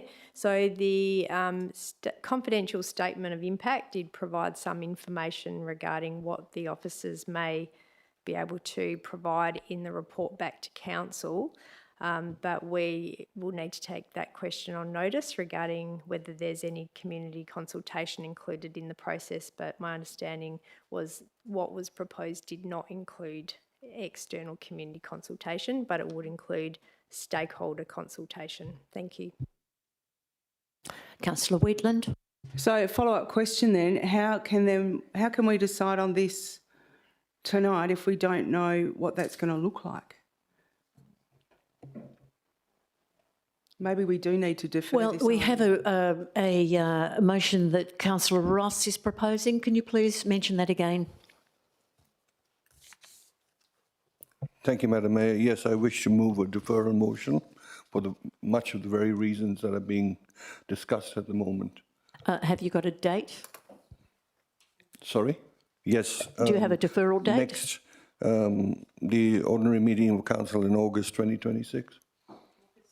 The deferral is suggested for August 2026, but you would need a seconder. Councillor Wheatland is seconding. Councillor Ross, you have 2 minutes to wrap up your debate, and then we'll go to a vote. Can I ask a question before or yes, after? you can ask a question now. I'm just worried about deferring for things like commercial interest in the property, for tenders that we've accepted and looked at. What happens to all of those businesses that have indicated that they are interested in performing the work on the new park, and those people interested in building adjacent to the park? What happens with that if we defer and put off?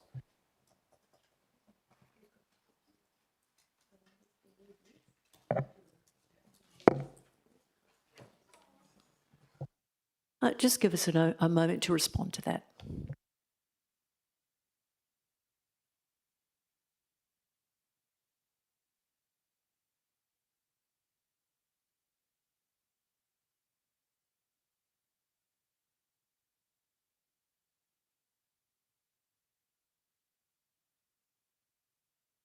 Because as I understand it, work has started in some form.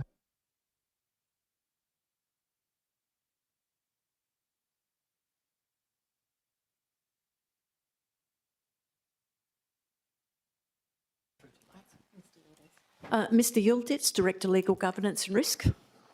Thank you, Madam Mayor, and thank you to my colleague, Mr Tuffin, confirming that in regards to deferral motion to take this matter to the August meeting doesn't impact the procurement activities that are currently underway.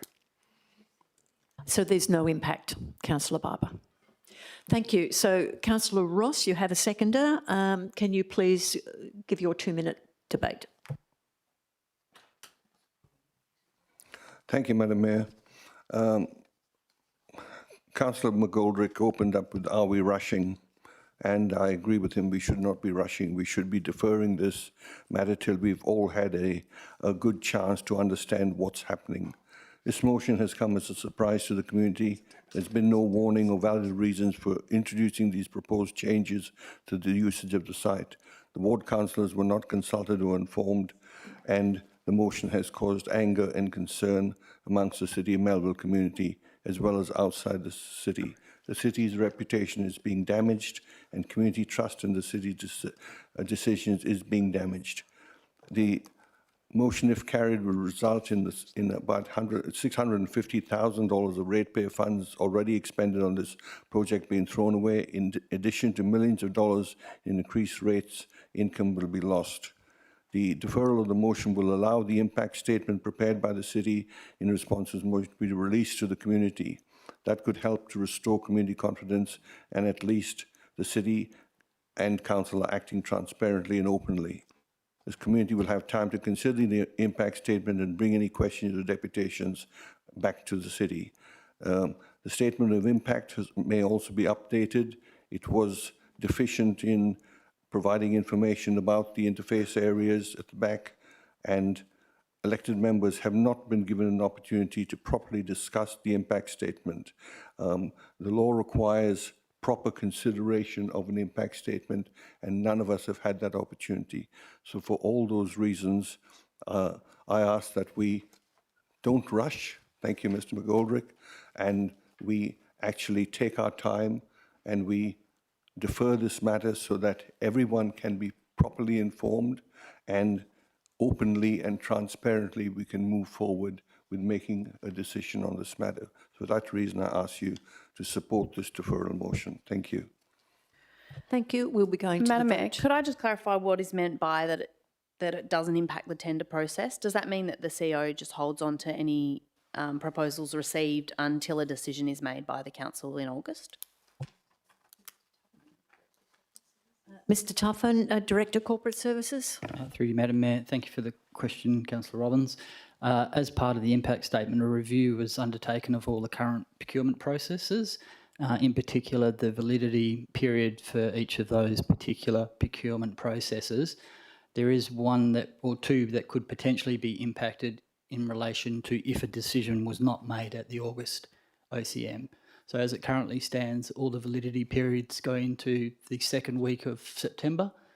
However, if a decision's not made at that August meeting, a couple of the packages could be compromised.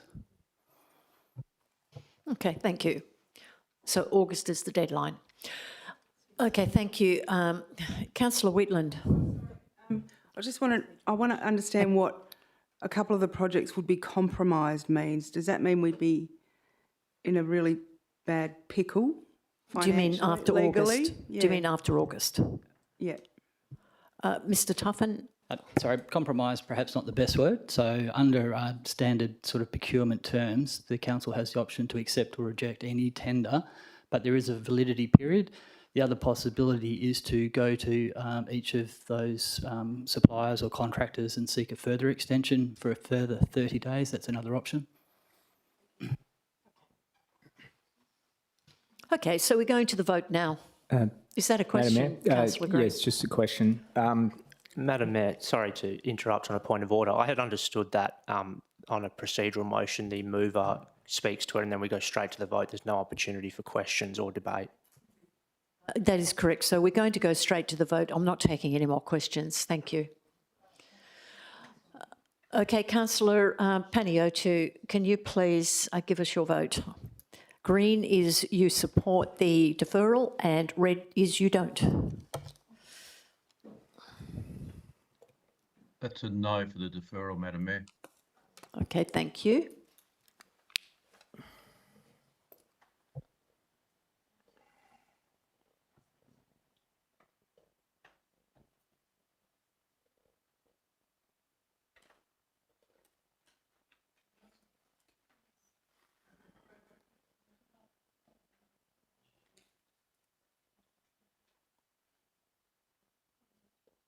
Okay, we're waiting for some votes.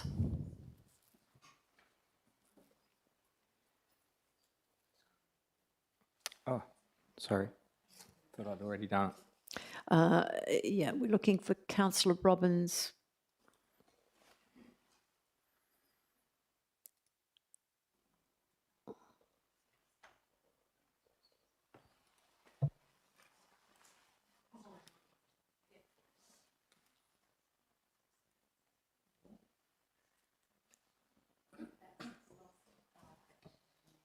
That is lost 5-8. So we're discussing the item tonight. Thank you. All right. Madam Mayor? Councillor Green. I think perhaps I can ask my question now. You can. Thank you. Yeah, given that there was some interest in deferring, and part of the reason for that was that we haven't had a chance to discuss the statement of impact, are we now in a position to re-ask the question if anyone wants to discuss the statement of impact behind closed doors? Does anybody wish to go behind closed doors for this item? Because we need to go behind closed doors for the whole item. Councillor Ross, is that you're interested? Perhaps I'd like to ask Mr. Yildiz for his legal opinion as to what constitutes consideration. We haven't had the chance to debate or discuss the statement of impact, and as far as I understand it, that means we haven't properly considered the statement of impact and therefore cannot vote on the rescission motion. Mr. Yildiz. Thank you, Madam Mayor. I would suggest that at the agenda briefing forum, as well as for council tonight, if council does wish to ask questions in relation to what's contained in the confidential statement of impact, it is open for council to do so. The statement of impact has been provided for council members to consider as part of their deliberations and consideration of the matter before council tonight. So it is up to council now to determine whether they want to go behind closed doors to ask questions in respect of the statement of impact. All right, so I'm looking for a mover to go behind closed doors. Councillor Ross, is there a seconder? There does not appear to be a seconder, so that lapses through lack of a seconder. So we cannot discuss the confidential item. So we're now back to the rescission motion or the revocation motion. So we've had... Madam Mayor, could Councillor I, Woodall. as I think foreshadowed earlier, would I be able to move a procedural motion that the revocation motion lay on the table to allow motions without notice that relate to it to be considered first?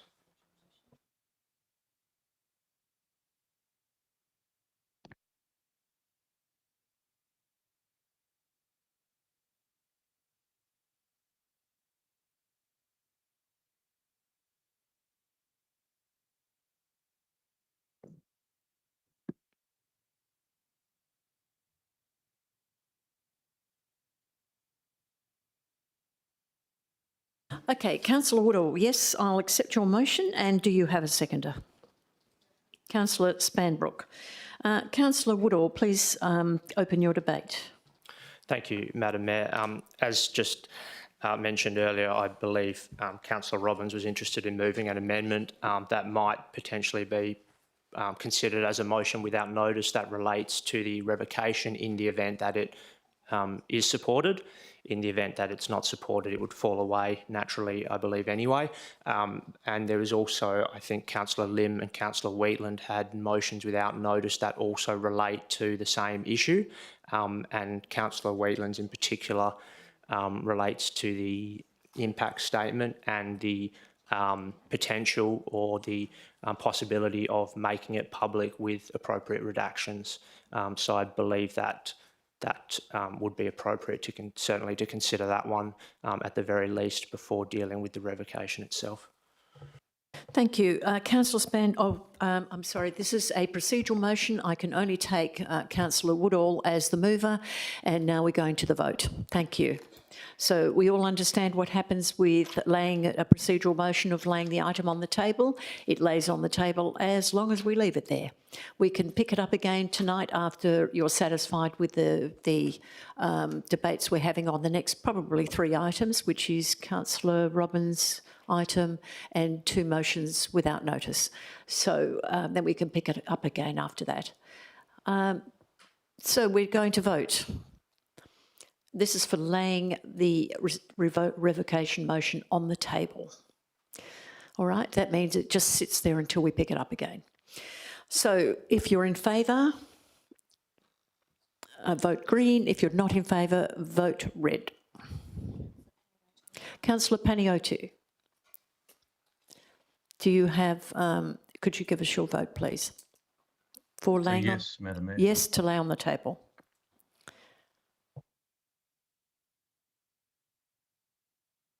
That is carried unanimously. Thank you. All right, now,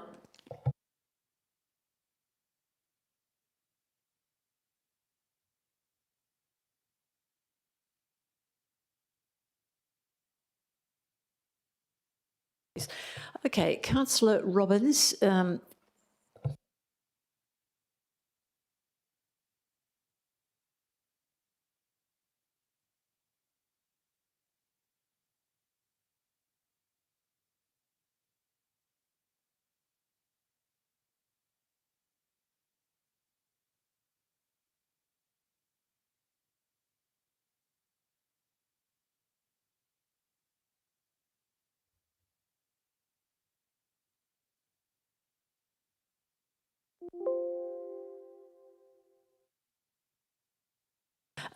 we're going to have a 5-minute adjournment to discuss the other items related to this revocation matter.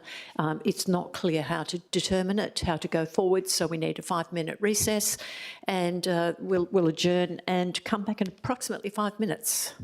Thank you.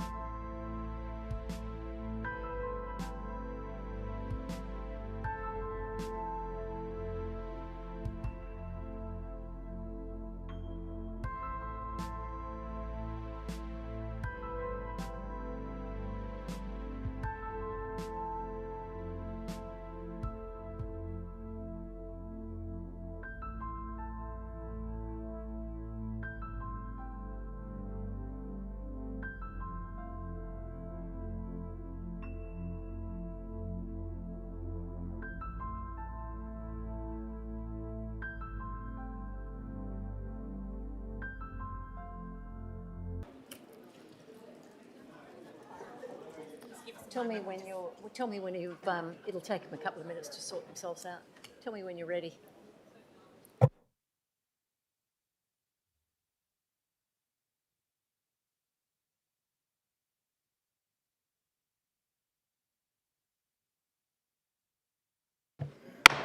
I now am re-adjourning the meeting. The decision has been that the revocation motion lays on the table until a special meeting is called of the council to discuss it. Is that correct? I'm not sure. My understanding is that is correct. It's laying on the table and elected members have indicated they wish to have a special meeting to discuss that item. It will be picked up from the table and discussed at that meeting. In the meantime, we have two alternate motions or motions without notice.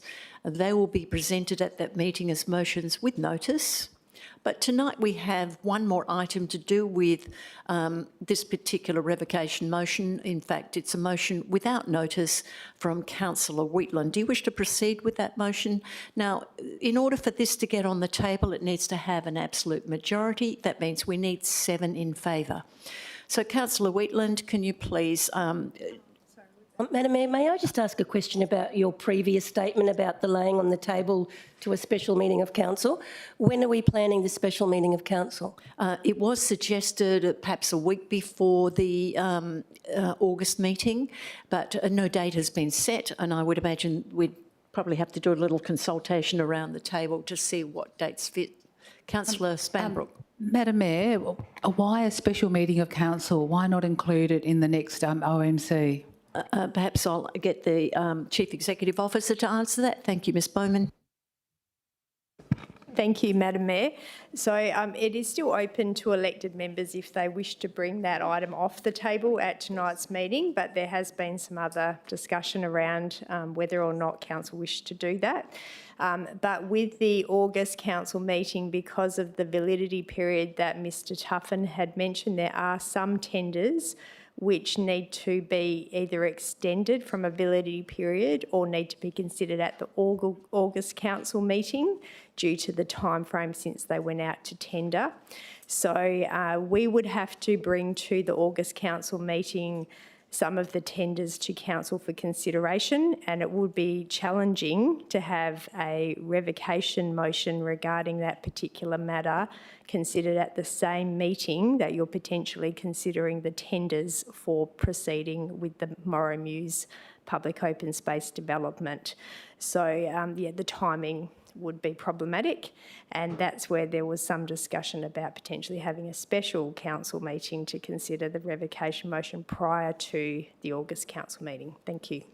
Madam Mayor, what do I need to do to bring it off the table, please? Because I would like it to be left on the table. Oh, well, you can do that. We need to have a mover and seconder, and it needs to. It just needs to be a simple majority to get it off the table. So, yes, you can do that tonight. Yes, thank you, I do. You are moving that motion. Councillor Wheatland's motion first, sorry. Yes, we can do that. We can do Councillor Wheatland's motion first. It's probably a very good idea. It's a motion without notice. Yes, Councillor Wheatland, if you use your microphone, that would be helpful. Sorry, thank you. In relation to the motion laying on the table going to a special meeting of council, if that occurs, wouldn't we have to vote to bring it off the table first? Yes, you do. So how would we do that? If we're going to convene a special meeting to discuss a revocation motion that's laying on the table, would it be advertised as that, or would we have to have a meeting before that to bring it off the table to go to a special meeting? I shall ask advice. Ms Newman, Governance. Thank you, Madam Mayor, and through you. What we would suggest is, whilst the meeting continues, we'll try and come up with some possible dates in August, and that towards the end of this meeting we would ask the council to resolve to bring it back to that particular date. That would meet the requirements of the procedural motion. Madam Mayor, I have a question. Yes, Councillor Green. Hopefully I haven't jumped ahead of anybody. I'm just trying to understand this. To me, it seems clear that this constitutes a deferral of the the motion. So I know you've said that some people have talked about it and agreed, but there hasn't been a vote by a full council to delay the item. Head of Governance, Ms Newman.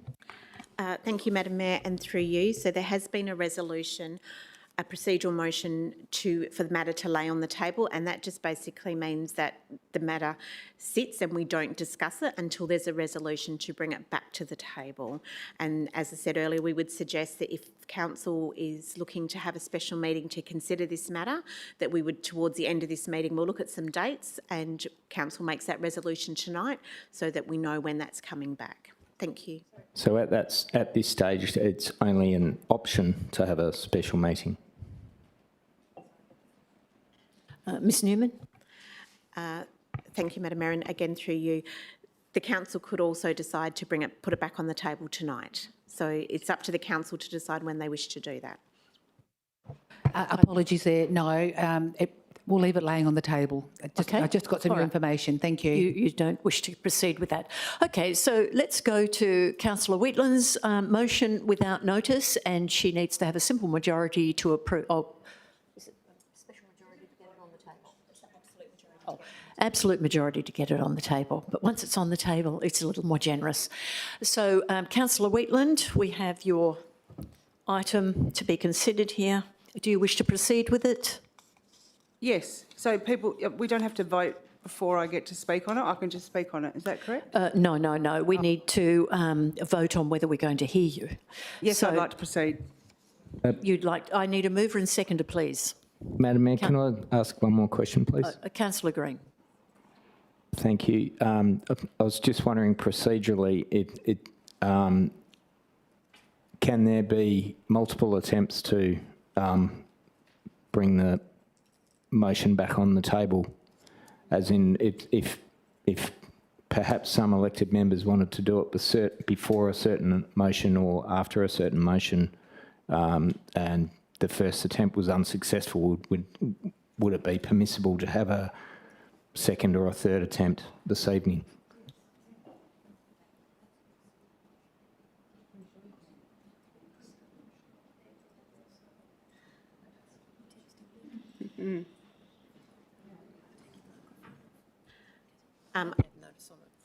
Yeah, Councillor Green, we'll just take that on notice and we'll do some, we'll look into that and we'll come back to you. Yes, it's essentially a procedural motion. So they'll just look into the details of procedural motions to see if they can be brought back again and again. But I understand the deferral motion cannot be brought back again, so I'm wondering why this particular motion can be brought back again several times. It's a mystery, but we're going to find out the answer.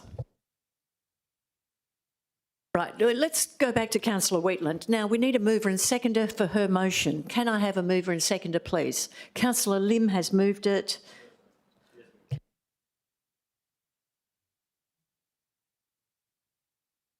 It's better that you don't, Councillor Wheatland, move it, but Councillor Barber is happy to jump in. So, Councillor Barber, thank you. And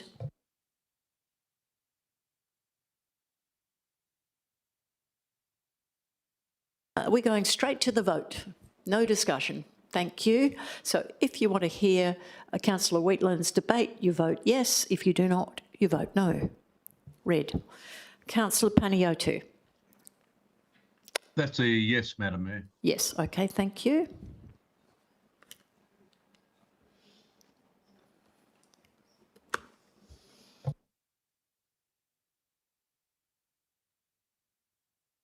Councillor York, have you made a decision? Carried unanimously, I should have asked. Thank you. Councillor Wheatland, please proceed with your debate. Oh, do you have a seconder? Is there a seconder? Councillor Lim. Thank you, Councillor Wheatland. Thank you, Madam Mayor. Look, I brought this motion without notice, and thank you everyone for supporting it, to publicly release the statement of impact. And you can see the reasons for the motion. Has everyone seen the notice without motion? It was in the governance distribution on Friday. This motion's not about whether we support or oppose the revocation motion before us. It's about transparency. Section 5.95, number 7 of the Local Government Act gives the council the discretion to release confidential documents where it considers it appropriate to do so, and the legislation recognises that confidentiality is not necessarily permanent. This motion's not asking council to release legal professional privilege. It's not asking council to waive that either. It's not asking council to release commercially sensitive information or personal information. In fact, it expressly protects those matters. The Statement of Impact is an important document that forms a significant planning decision that is greatly affecting our community. The community deserves to understand the planning, governance and strategic considerations that underpin council deliberations wherever that can lawfully occur.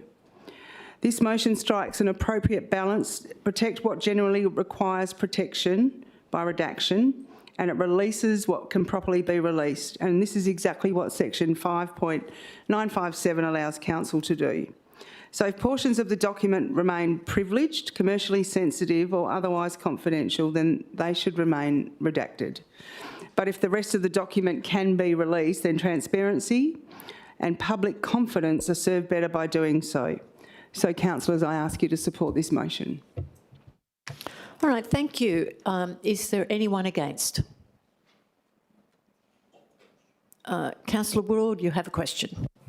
Just some clarity from officers that they're comfortable with the redactions that are being proposed, and also just their confirmation that they don't believe this will waive any legal professional privilege that might attach.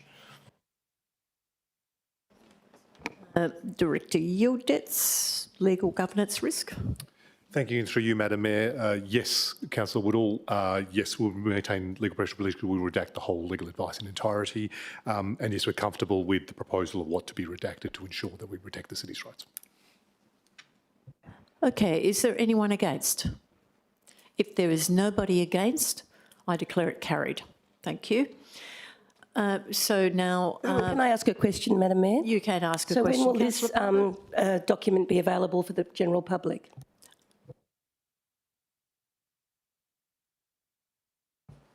Mr Yildiz. Thank you.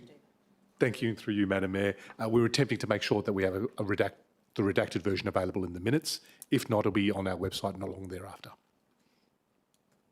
Yes, sorry, you didn't give me a time or a date. Through you, Madam Mayor, the minutes are available on Friday, this Friday. Thank you, Mr Yildiz. All right, thank you. So now we're in a position where we are going to be moving on to the next item. And the next item is, let me see.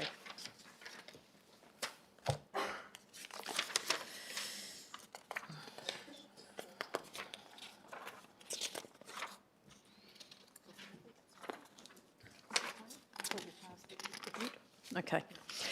All right. Item CD 2666, Healthy Melville Plan 2026 to 2030. Can I have a mover and seconder, please?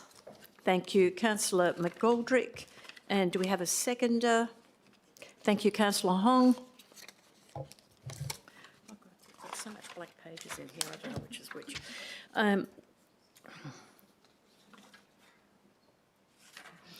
All right, look, is there anyone against this particular item?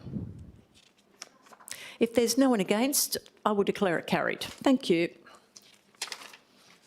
Moving on to the next item, which is M2692, Walga Annual General Meeting, nomination of City of Melville voting delegates. Prior to tabling the item, I advise that Councillor Wheatland and I have nominated to be voting delegates at this conference. And before I call for a mover and seconder, I call for any further nominations for voting delegates and 2 proxy voting delegates.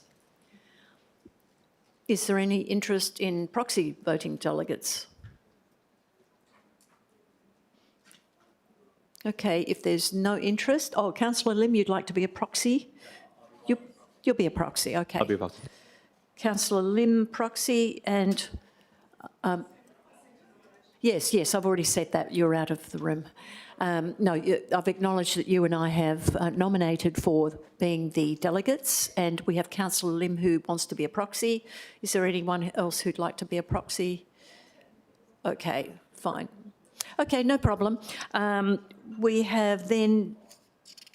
Did we get a mover and seconder for that? No. Okay.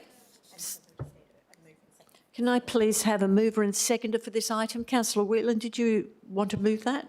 Yes. Okay. Okay, and a seconder? Councillor Hong. Is there anyone against? I declare it carried. Is it too late to nominate Councillor McGoldrick, Madam Mayor? Is there a space there or not? Oh, as a proxy, but he didn't indicate he wanted to. Oh. No. Okay, so we're moving on to... I think he wants to do it. No, he doesn't, and we've already voted. So we don't want to keep going back because we're sort of opening up... And sorry, Madam Mayor, just another question. We've got a few people in the gallery who just don't really know what's happening. Can you maybe just explain it again? Yeah, yes, that'd be lovely, yes. thanks. So what has happened... all right, I'll explain. So with the revocation motion, it was put on the table.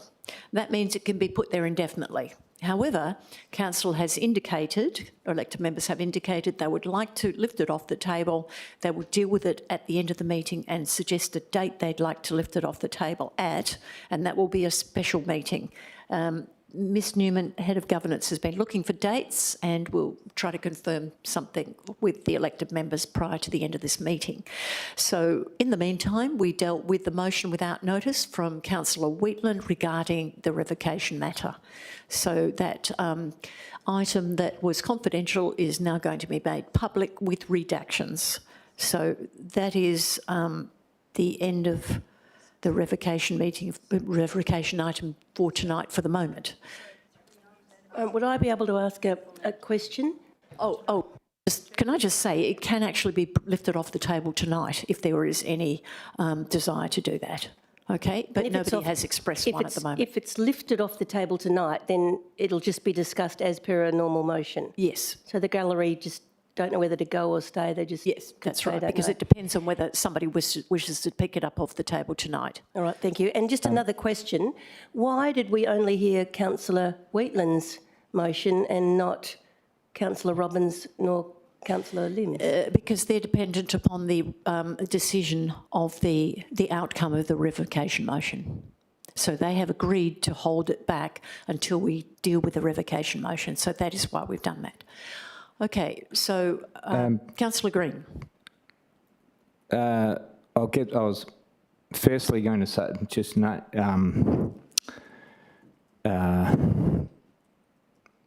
it known of my intention to lift the motion off the table tonight.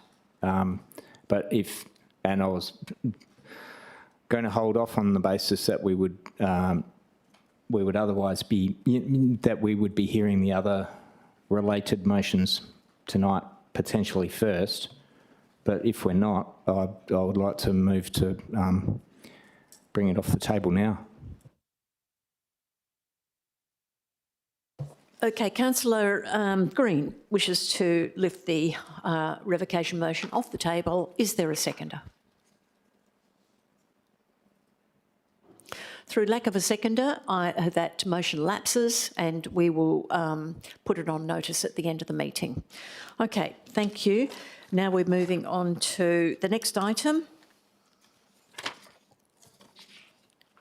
So just for the sake of the gallery, sorry, Madam Mayor, to keep interrupting. For the sake of the gallery, it looks like the item won't be discussed tonight. Is that what I'm hearing? Yes, exactly. It will not be picked up off the table tonight. It will be referred to another meeting, a special meeting of council, which will be advertised.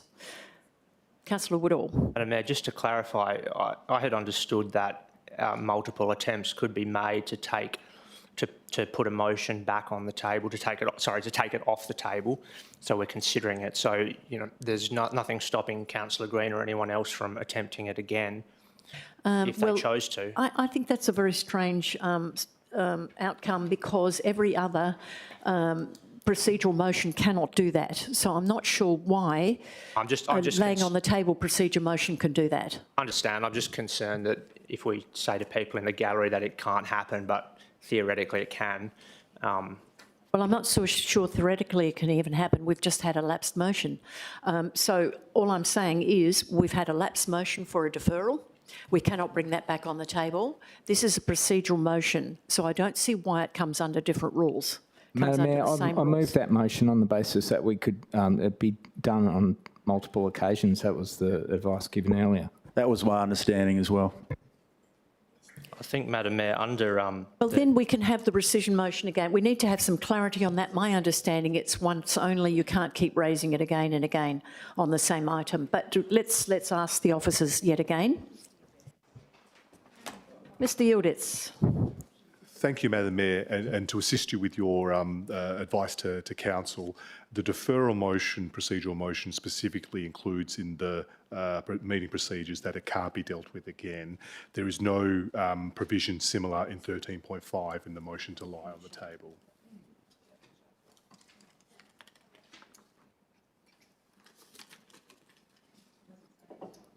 Motion being deferred. Oh, this has got a special, a special section. Yes, and so Okay, when it lays on the you table, go to... or it lay on the table, it has nothing that says that we can't continue. Oh, so that's not treated differently. So they can lift it up any time they like and have refusals constantly.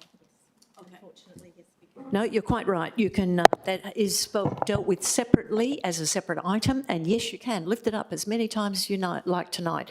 10 times if you wish, and the gallery will still not know what they're going to, if they should be staying here or not going home. So they'll still be in the same quandary as they were for the rest of the meeting. So let's continue then. Has that made it clear that that you can lift it up at any time? And Councillor Green has suggested that that may very well happen tonight. So is that the plan, is it, that people are going to keep popping up with, we're going to lift it off the table? It is possible that they can do that. Yes, Councillor Barber, because we'd have no direction in the meeting procedures local law that says they can't. So I'm sorry to the gallery. I have no idea if it's going to get passed tonight or get into lifted off the table tonight. Okay, so we're going to move on with the rest of the items and we'll see what happens. So C26 400 road widening and dedication, Murdoch Drive. Can I have a mover and seconder, please? Councillor McGoldrick and seconded Councillor Hong. Is there anyone against? If there is no one against, I declare that carried. Next item is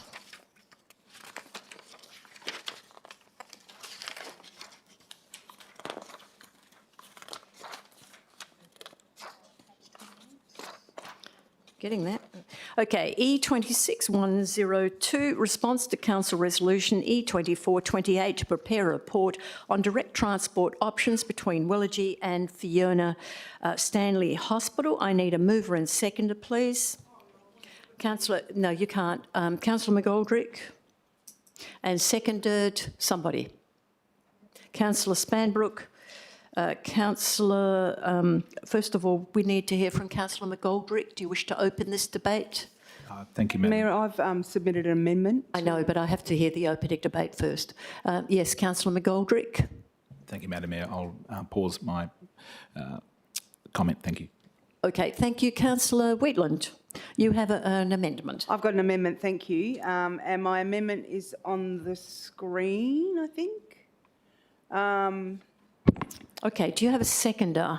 Has a seconder had the opportunity to read this?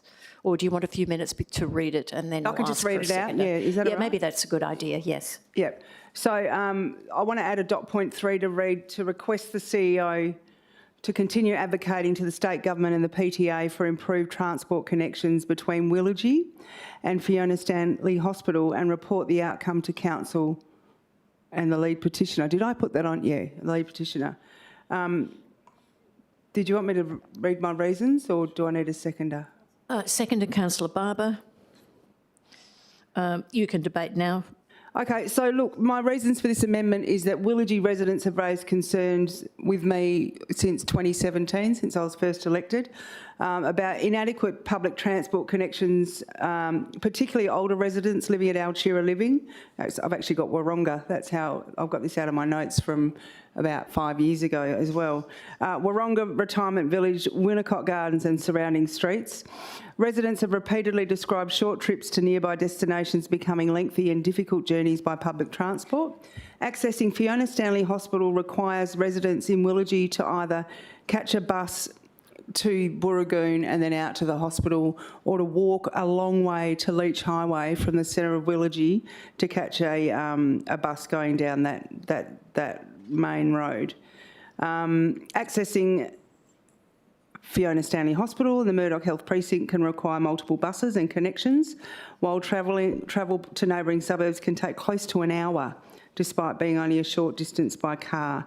A lot of these residents in Willagee don't have access to a car. They rely on public transport, and this particularly disadvantages residents who no longer drive or who've never driven, have limited mobility or rely on public transport to attend medical appointments, shop and remain socially connected.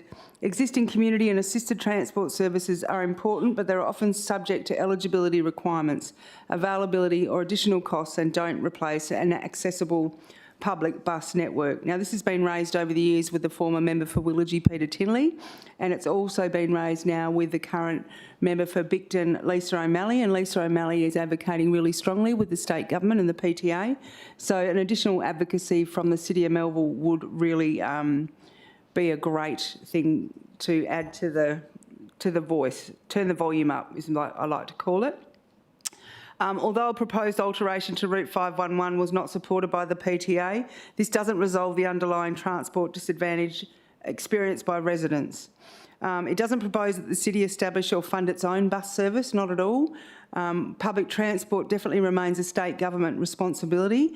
This simply ensures that the city continues to actively advocate on behalf of residents in Willagee rather than allowing the matter to conclude with the report just being noted. So this has been going on for a very long time. I have elderly people at Alchira, some that have passed away, that have raised this with me, and I would like to think that we can actually help make a difference to those that need it now and people into the future. So please, I ask you to support this amendment.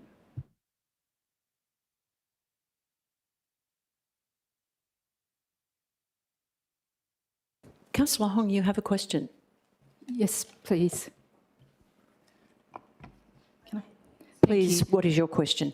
In the officer's recommendation, it states that council will continue to advocate for improved public transport accessibility where opportunity arise.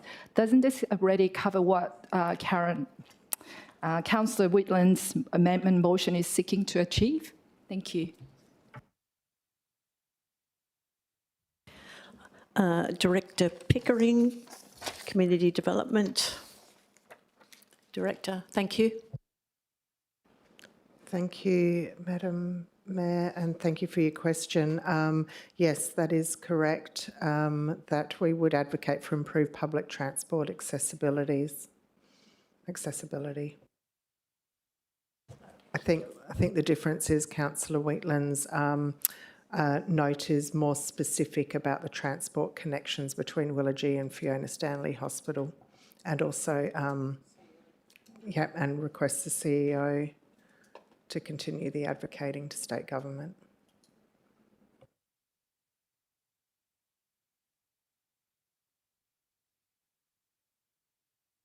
So, yes, the answer is yes, you're quite correct in understanding that it is pretty much the same.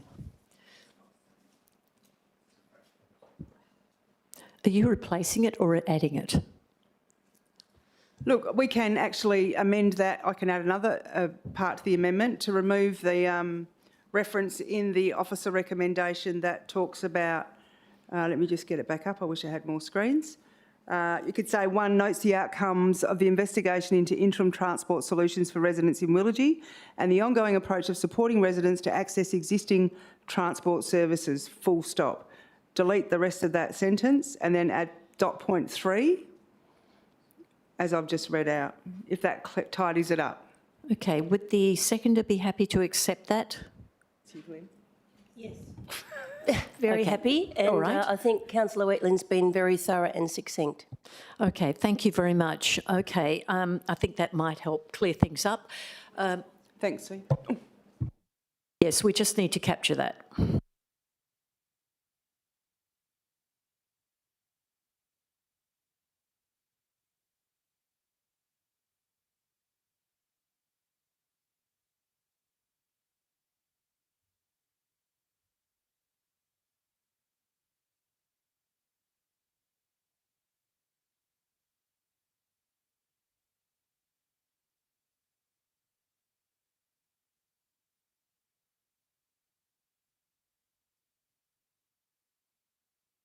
Councillor Hong, are you happy with that?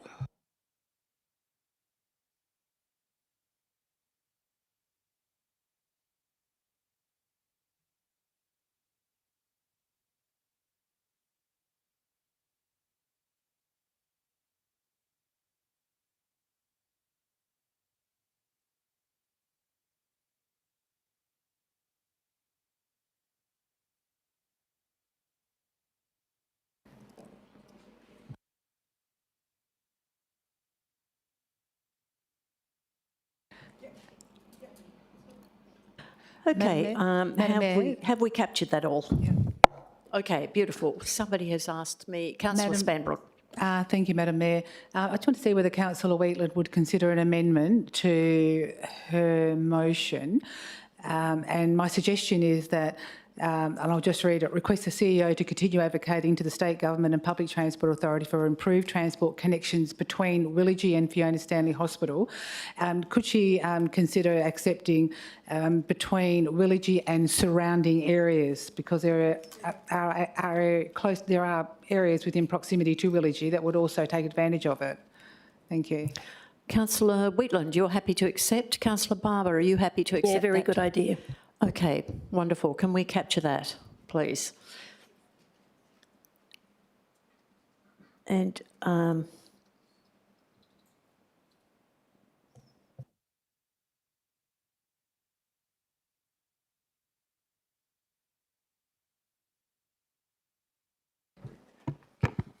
Madam Mayor. Director Yildiz? Thank you. Can we see clarification that it's only adding the words and surrounding areas and not deleting Fiona Stanley Hospital? No, okay. Areas and Fiona Stanley Hospital. Okay, are you satisfied with that being correct, Councillor Wheatland? Perfect. Thank you. Is there anyone against? I do apologise. You have something just else? with Councillor Wheatland, because it specifically states Fiona Stanley Hospital. Is it better to actually say to the Murdoch Medical Precinct? Because just depends on where, I know it's a bit of a muchness, but just depends on where, you know, there's actual stops that can be allocated for the bus. Health and Knowledge Precinct. Yeah, I was asking that question. I think the original petition that was presented to council was specifically about Fiona Stanley Hospital. I'm not sure. And to be fair, and I'm not pigeonholing anyone, I think that there's a lot of public hospital users that live in the retirement village in Willagee, and yeah, I just think it's tidier like that. I don't know. I'm okay with that as it is, actually. Leave it? Okay. All right. Now, is there anyone against? If no one is against, I declare it carried. Okay. So now we're moving on to the next item. Oh, substantive motion. I do apologise. We have a substantive motion. So can I please ask the... I will then ask again. We have the substantive motion as amended is now on the table. Is there anyone against? If there is no one against, I declare it carried. Moving on to item E26-103.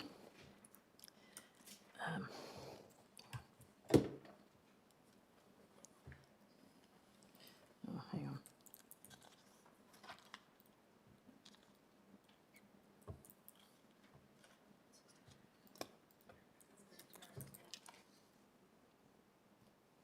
Environment and Infrastructure Policy. Oh, sorry, that was on block. You're right. It's UP 26116, classification of land at eastern edge of Wireless Hill Almondbury Road. I need a mover and seconder. Thank you, Councillor Spanbrook. Seconded, Councillor Woodall. All right. Do you wish to make comment about it, or can I just ask, is there anyone against? If there is no one against, I declare that carried.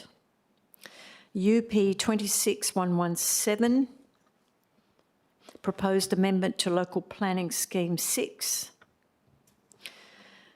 Lot 15414 Canning Highway, Adderdale, inclusion of additional land uses. Is there a move and seconder? Anyone? Councillor McGoldrick. Councillor Barber. Is there anyone against? Okay, I declare that carried.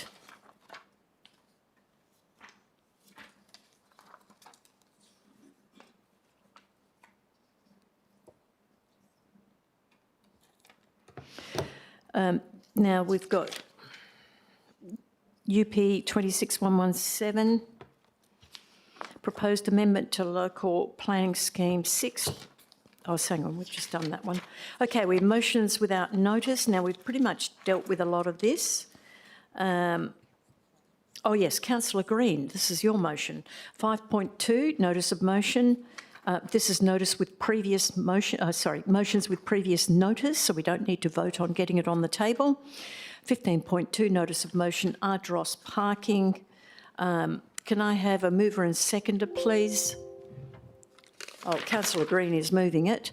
And a seconder would be Councillor York. Councillor Green, do you wish to speak to this? Yes, I do, Madam Mayor, just very briefly. I might just start by just elaborating on my declared interest here. It's just my two of my daughters attend Applecross High School. I don't see that as being impactful to this. To be honest, I've sort of put the effort into the motion and the reasons, so I haven't thought about what to say really. So hopefully everyone's read them, but it's been a combined effort of mine and Councillor York's to have quite extensive discussions with all the streets mentioned on the motion. We've certainly spoken with people from all of those streets, I believe, and yeah, it was encouraging to see that a 3-hour limit seemed to be very widely accepted across all the areas, really. So that's something that was encouraging. I think it's. If we have a look at some of the reasons for why this is, why we think this is timely, you know, the basis of the motion, as the reasons say, is that from multiple areas around the school we have had concerns raised from the primary school P&C recently, a bit of a flare-up resulting from arguably overzealous parking fines, but nevertheless highlighted some issues of parking around the area. Applecross High School, from my own research, I've certainly noticed that the student numbers of Applecross High in particular are growing relative to other high schools in the area. We also have the increased density caused by LPS 6 and particularly the Burragoon Centre activity centre plan, resulting in higher population and therefore, you know, a bit more traffic congestion concerns as well. Leverberg Street in particular is very bad in the mornings at school pickup drop off, with basically two-way traffic not being possible for extended periods of time, and that's obviously very difficult for residents and anyone else trying to use that street. So I think I'll leave it there. I'll just hope that everyone appreciates that we have done a lot of community consultation with this one, and it does seem to be widely accepted. So appreciate a vote for the motion. Thank you. Councillor York, do you wish to speak to this motion? Yes, thanks, Madam Mayor. Thank you. Yeah, look, I commend Councillor Green for starting the work on this matter. We have extensive view for this particular school block, I guess you could say. We did also contact the other primary schools in our ward, and if solving a problem that's arisen, that many of our people in the community that live in our ward have raised it with us, both from the PNC and people. These proposed limits, it's going through the proper process. It's fairly low cost and low officer time required. And even the end result is likely to be fairly low cost. One can see the logic in this motion, and please support it. Thanks.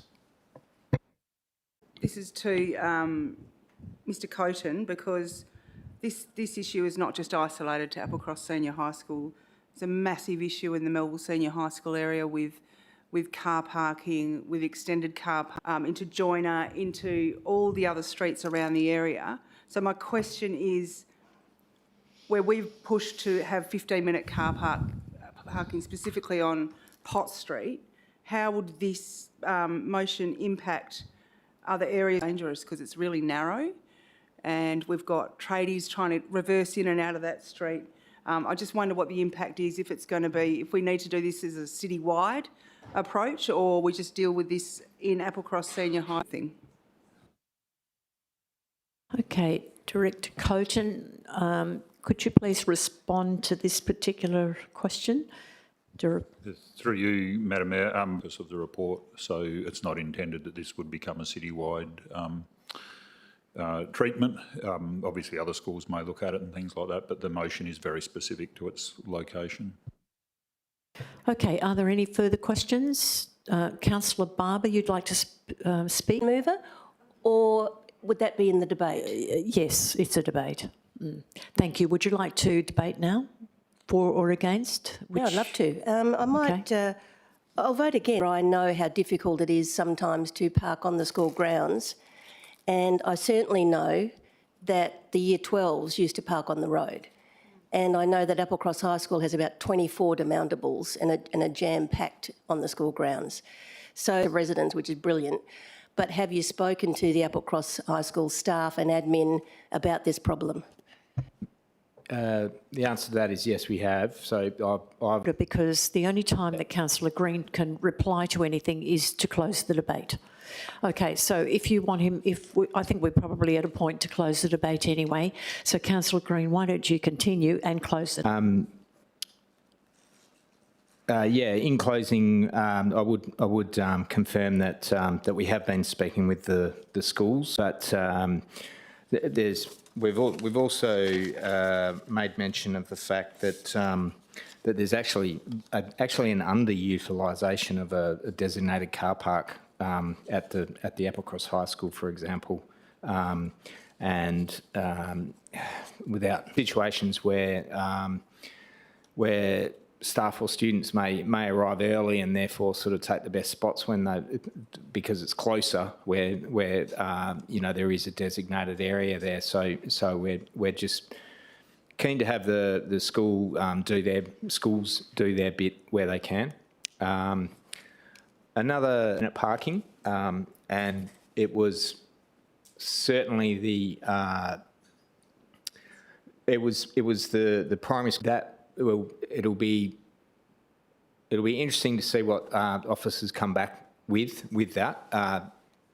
Kiss and drop 15 minutes is certainly a necessary necessary part of the puzzle for the parking around schools, in particular that they were speaking about. You know, it's volunteers for canteen or that sort of thing that were struggling to find. I think we'd certainly,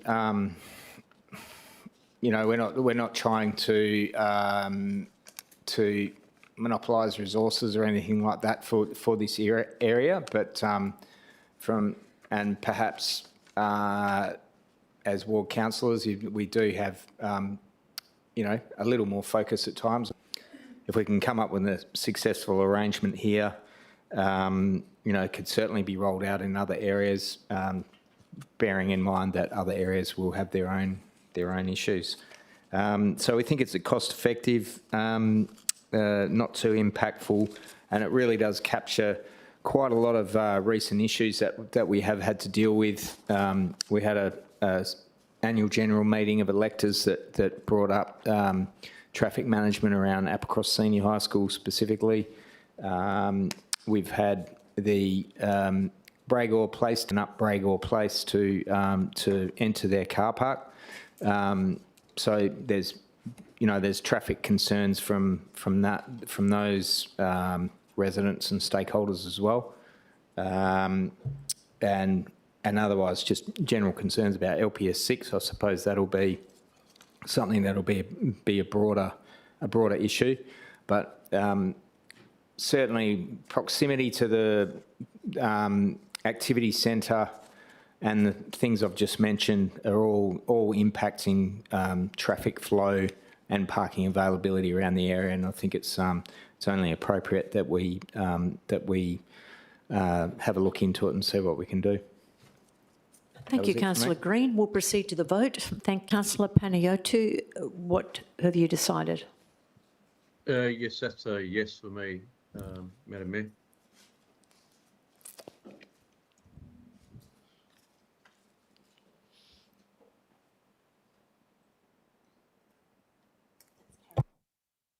Oh, if that's carried unanimously.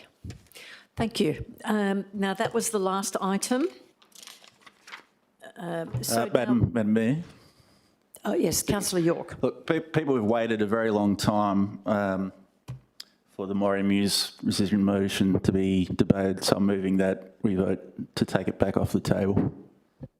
Right, thank you. Councillor York has now moved to remove the, put the motion that's lying on the table back on the table. That's the revocation motion. So is there a seconder for this? Oh, Councillor Green. Okay, now, rather than speak for and against the whole thing, would you like to do that? Or shall we just find out, is there any voice to the contrary? Is anyone against? All right, we'll go straight to the vote. Are you happy to do that? Straight to the vote? Yes, thank you, Madam Mayor. Thank you. All right, let's do that then. Councillor Panayiotou, do you want to continue with debate on the revocation motion, or do you wish to have it at a special meeting of council? So you're voting green for you want to discuss it now, you're voting red to discuss it at a special meeting.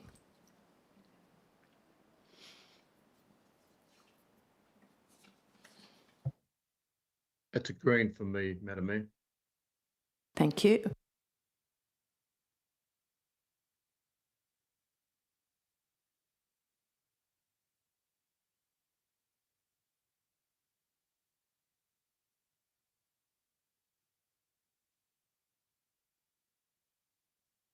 It's carried 7-6, so we're discussing it. Okay. Right.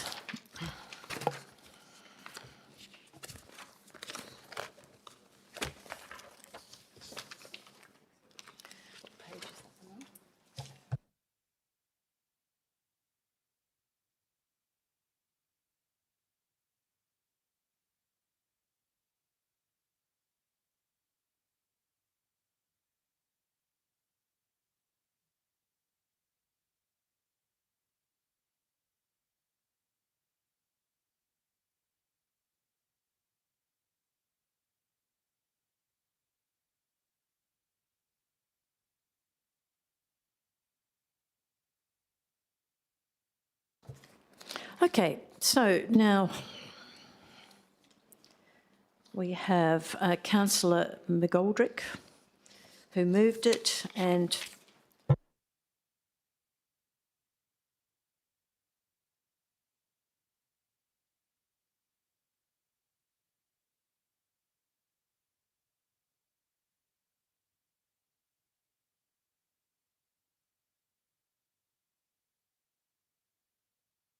okay, so we didn't get much further than having Councillor McGoldrick give his introduction. So now we're going to go on to a speaker against. Thank you, Councillor Barber. Thank you, Madam Mayor. I've got to rejig myself up now. Right, here we go. So look, this is a really important motion, but there were two other very important motions tonight that we didn't hear, and that was the Healthy Melville motion and the Destination Melville motion. And both of these motions speak directly to... Sorry, can we pause for a moment?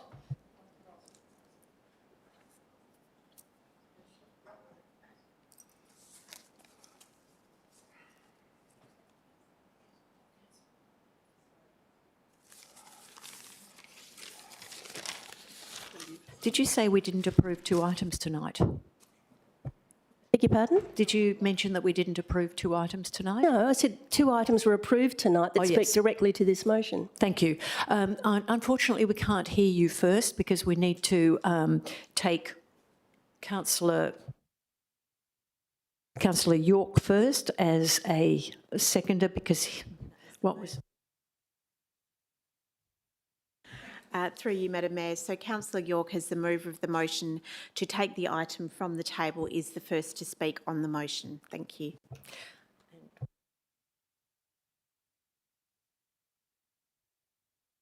Okay, so that means that the mover to lift it up off the table then becomes a seconder. So Councillor York, do you wish to speak now or later? I'll reserve my right, thanks. Okay, thank you. A speaker against? That's Councillor Barber. Thanks, Madam Mayor. Can I have my time to start again? Oh, definitely, yes. Thank you, very kind. Two motions that we passed tonight speak directly to this motion, and it's the Healthy Melville and the Destination Melville. These two motions are pivotal about this town square park in Morro Mews. But before I go there, I do want to answer Councillor McGoldrick, who gave a glowing introduction to this topic.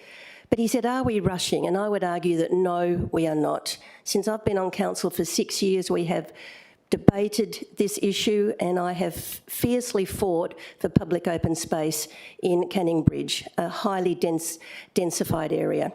Have we considered future and current residents? Councillor McGoldrick mentioned. Yes, we have. Current residents have been very vocal. We got a petition of 3,253 residents. I'll say that again, 3,253 residents who currently want and need this public open space. Have we considered future residents? Maybe not, but there's a chance for this park to evolve with the future. And will we make a place with purpose? I certainly hope so. Did we make a place with purpose for Esplanade Park? Possibly not. And do you know why? Because the council wouldn't let us. They wouldn't give us the money to do so. We've done the best that we could with our $650,000. The community had to go out and try and get money from the government because our council was too cheap to put in a good park. Do we want the Esplanade like Morro Mews Town Square? No, we want an activated, fantastic Morro Mews. I totally agree, Councillor McGoldrick.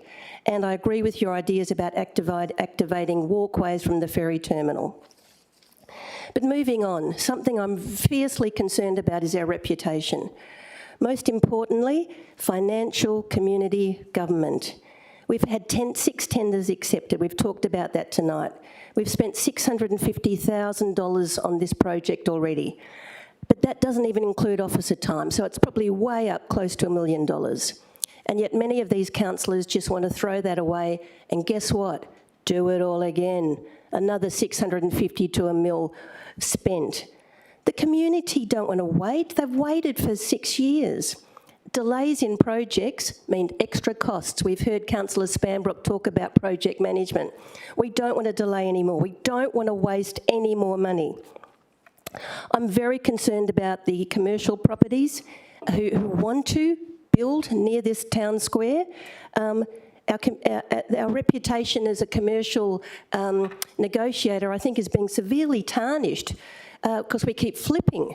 You know, they're going to say, well, why should we invest in Melville? We want them to invest, and yet we're not being firm, we're not being strong, and we're not showing them that we are a good council to deal with. Our community reputation is suffering. I listened to Nadia Mitsopoulos on the phone, and it's not just our local, it's the wider community. Local government is getting a bad rap. Why are we following suit? I love the City of Melville. I love being a councillor, but why are we doing this? Why are we dragging ourselves into disrepute with the wider community? Nadia Mitsopoulos from the ABC was incredulous. Listeners ringing in were incredulous that we were even considering overturning this town square motion. John Carey, the Minister for Planning, praised the City of Melville for taking advantage of the POS in Canning Bridge. I said, look, we had a lot of opposition. I had a meeting with him when I was Deputy Mayor, and we were there actually asking for money for the Esplanade Park. And I said, oh, my fellow councillors, they're not happy about it. It's costing a lot of money. He said, don't they understand the significant rate uplift you're going to get from all these people that I'm putting into Canning Bridge with his high-density plan? Conservative calculations are that rates from Canning Bridge in 4 years' time will get an extra $9 million a year. $9 million a year from the extra 3,000 apartments that are going to be built in Canning Bridge in 4 years. This finance will help pay for park and more. This finance will help go to all the residents in the City of Melville, not just Canning Bridge. It's going to be fantastic for the whole city. Our reputation with the local community is poor. They feel betrayed. I've already talked about the petition signed by 3,253 residents. Our community want confidence that their petitions matter. A deputy said that last week. They want confidence their petitions matter. They want confidence in decisions of council. They want confidence in their councillors. And they want confidence in their council, and they are losing their confidence in us. Would you please wrap up, Councillor Barber? Could I just have a couple of more minutes, Madam Mayor? Yes, thank you. The survey we received 588 submissions from residents. This is a huge response. The community are very invested in this. We've had many residents emailing us. Our mailboxes have been full. And I thank the residents from the bottom of my heart for their passion and for their support. One of the residents said to me, Councillor Barber, what is more important than ratepayers' health and well-being? And I agree. I've talked about the Healthy Melville plan. We're all about, supposedly, supporting the physical mental health of our residents. Let's show them that we mean it. The benefits of parks, town squares, are just monumental for people's physical, mental health and their social well-being. The river foreshore is wonderful, but it's very narrow. It's 1 metre between the river walk and the busy bike and walk path. We can't say that this is a viable parkland for this area. Would you take your little toddler down and let them off and say, hey, have a play? They'd either fall into the river or get run over by a bike. No, we need some turf. We need a nice, big town square that they can play in. I'm really worried about our legislative responsibility. The WA Planning Commission have approved 30-plus storey developments. We are going to be inundated with population, I hope. But do you know what? All the nice apartments near the river have been taken. So what we're going to try and do is sell land behind the nice riverside apartments. They're going to be maybe cheaper apartments. Let's get some diversity of housing. But what are we going to offer the people who can't see the river? If we offer them a 4,000 square metre town square, that'll be an incentive. an incentive to people, to our commercial and developers to buy blocks of land to build apartments. We need to offer something so that Canning Bridge doesn't end up a ghetto. And I'll finish, Madam Mayor. Thank you for giving me extra time.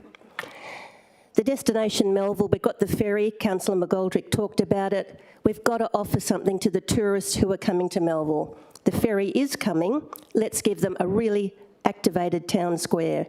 And if it's not activated enough now, Councillor McGoldrick, let's work on it. Let's do more.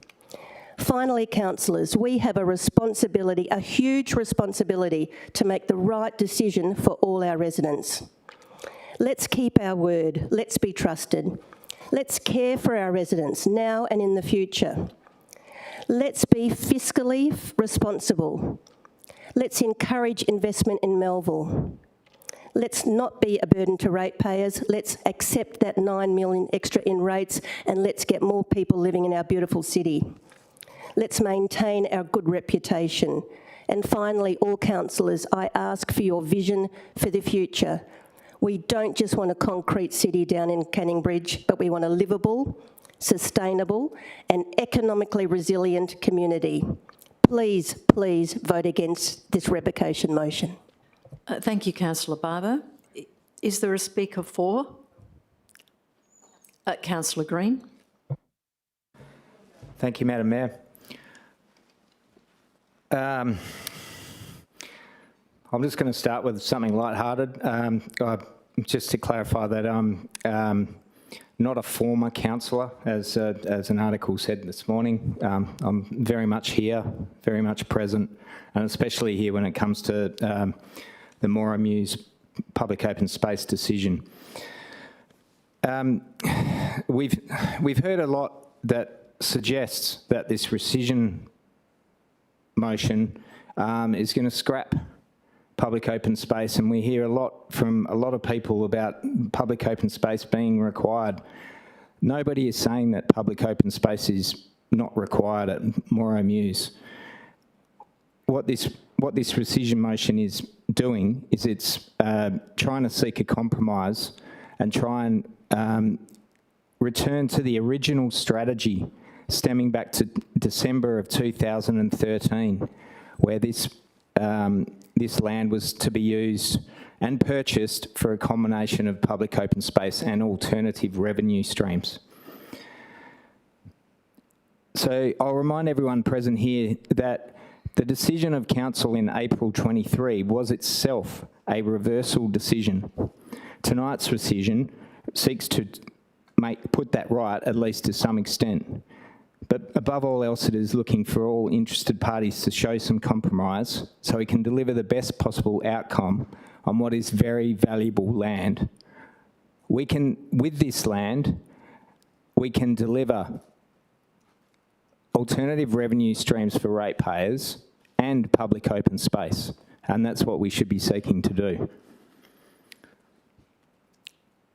Unfortunately, over the last 5 to 10 years, there has been a series of decisions made by council that have resulted in what I would describe as a squandering of city-owned assets and a deterioration of the city's finances. For example, we've gone from 200 million in reserves to what will be 100 by the end of this coming financial year.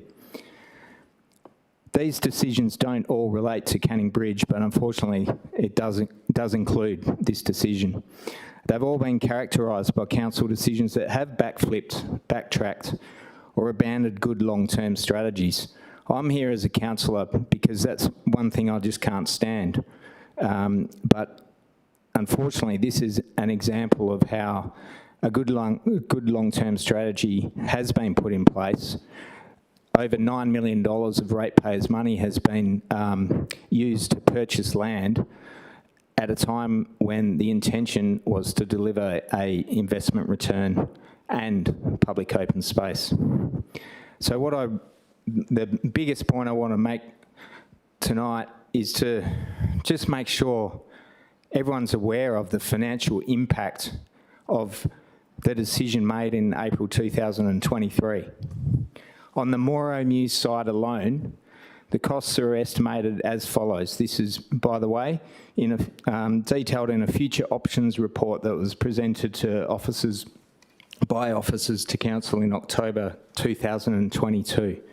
So for Moray Mews, over $9 million was used to buy the 3 out of 4 parcels of land that we're sort of considering at the moment. As a result of the April 23 decision,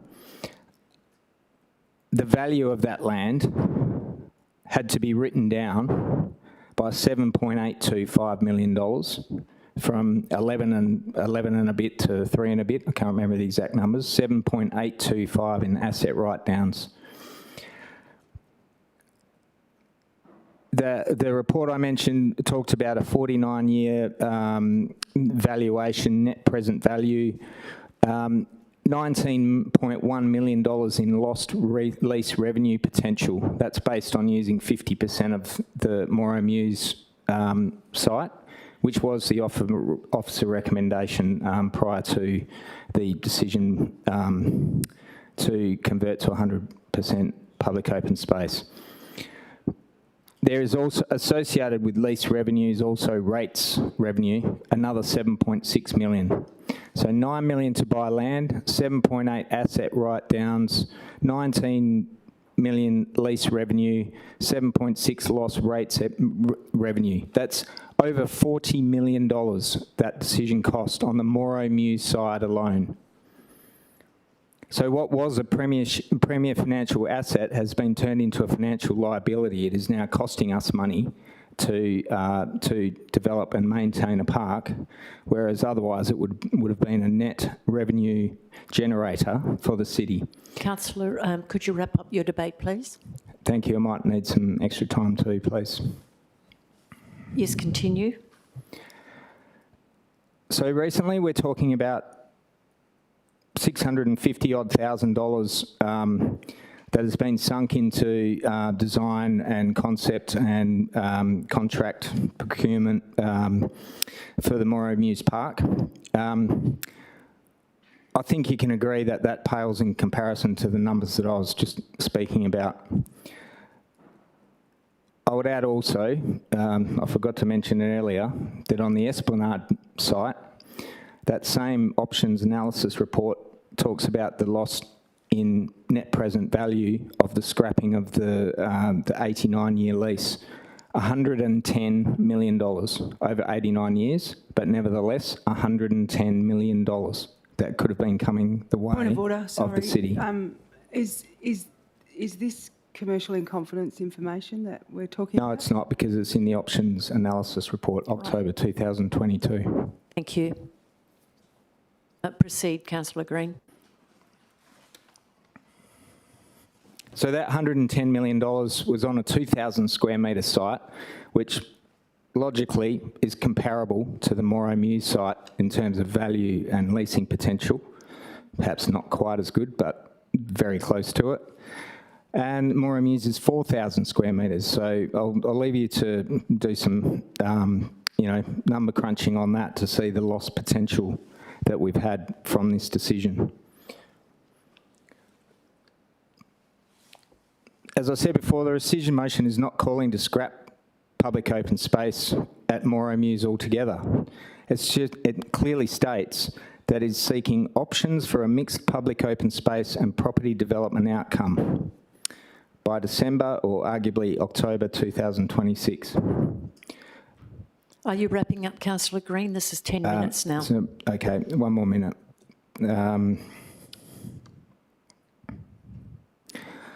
Excluding Moray Mews, Applecross currently has 29 hectares of public open space. This is actually still a surplus, according to the 10% land area guide. And that 10% land area guide must be thought of at a suburb level. We hear a lot about small, concentrated, high-density pockets, but what that figure refers to is on a suburb level, and it's important to remember what sort of area we are talking about in that sense. So my main objective for speaking tonight was just to highlight those huge numbers that we're dealing with here. It also highlights the value of this land, and it highlights that not only can we generate revenue streams, we can also use some of that return to fund a smaller but more special town square at Moray Mews and get the best outcome, achieve the right balance for local residents, but for residents and ratepayers across the entire city of Melville. There's been a lot of pushback on this subject, but I ask elected members to be brave, make the right financial decision for our city and vote for the rescission. Thank you. Thank you very much. Speaker against? Sorry, I just got a question. A question, Councillor okay. Lim. Yeah, can I just confirm whether there's actually a surplus of 10% public open space? Because my understanding is under the 10% public open space for Applecross. Can we confirm that? Thank you. Director Varelis, Planning. Through the chair, I can confirm there is a deficit for public open space in the Applecross locality, and that information is outlined within the impact statement. However, that is not of a confidential nature, and I'm happy to advise that it is very close to 10%, but nonetheless below 10%. Thank you. Perhaps if I could clarify there too. I believe that there are not figures for this precise moment in time, but there are for, I think it was 2021 and also then 2031. So by just a little bit of maths extrapolation, I may have said I might have been a little bit off, but just on that information alone, it looked to me like it was a small surplus, but certainly not. Councillor Green, this is sounding like a wrap-up debate. Okay, thank you. You need to rebut everything at the closing debate. Councillor Wheatland, are you speaking against? Okay, thank you. Yeah, thank you. Look, I'll be brief, and look, I thank Councillor Green for that history lesson. I was here for a lot of that time from 2017 to now, and funnily enough, a year ago, I would have supported a rescission motion to look at this place and to look at other options in this area. I actually worked really hard to get more parking on the site during the debate. And now, fast forward to today, look, we've only just made a decision in June, 4 weeks ago, to support a $5.5 million budget item in the budget for this place. We also supported in June the Canning Bridge Activities Centre plan, the statutory planning committee's amendments to the Canning Bridge Activities Centre plan, which also celebrated the City of Melville and the addition of the public open space that we have provided in this precinct at the Esplanade and at Moray Mews. And they spoke specifically about the public interface with Moray Mews Town Square. Moray Mews was specifically considered as part of the public realm outcome. Look, this process has not been rushed.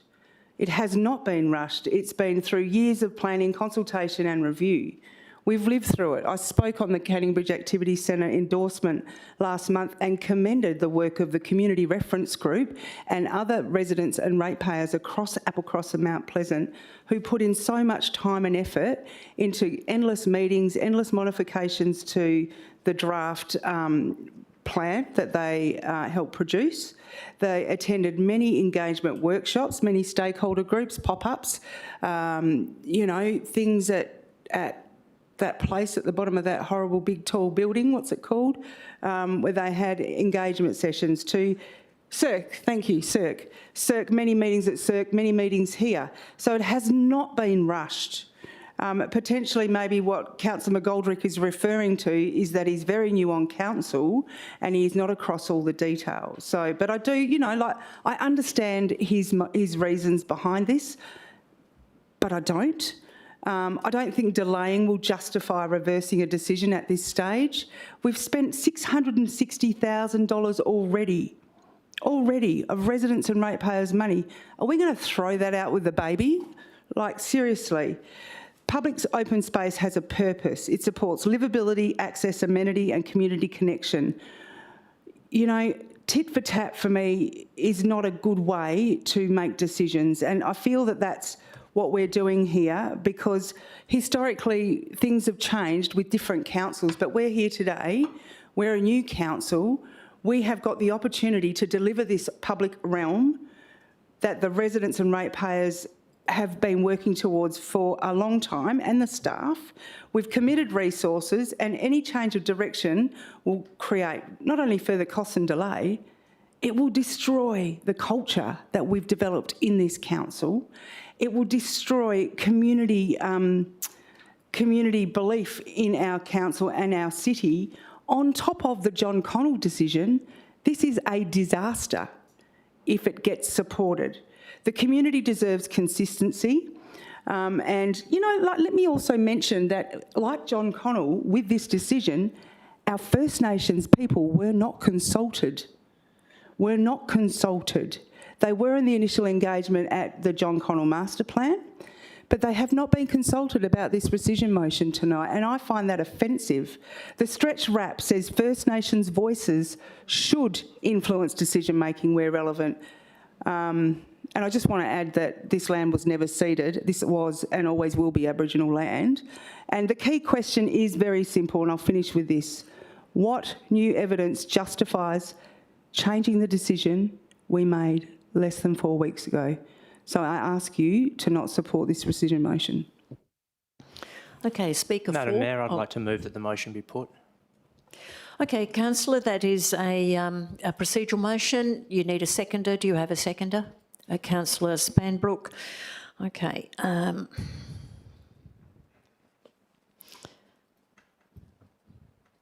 Okay, Councillor Woodall, can you please give us a 2-minute wrap up on why you think we need to put the motion? It's after 10 p.m. I think we've dealt with this issue quite extensively in the past. We've heard a couple of good arguments for and against. I think everyone understands where they stand on this position, and given the consideration, I don't think we should keep ourselves or the community here any longer. Given the time, I think we can deal with this quickly and have a final resolution of this matter one way or the other. Thank you. Okay, thank you, Gallery. We'll continue with the debate.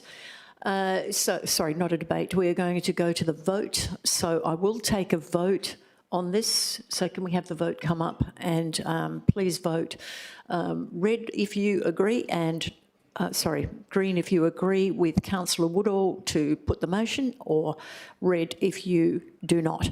And the meaning of putting the motion is all debate ends. Oh, and Councillor Panayiotou online, can you please give us your vote? Do you want it to be the motion to be put, or do you want it to be not put, to be Madam put? Mayor. Okay, thank you.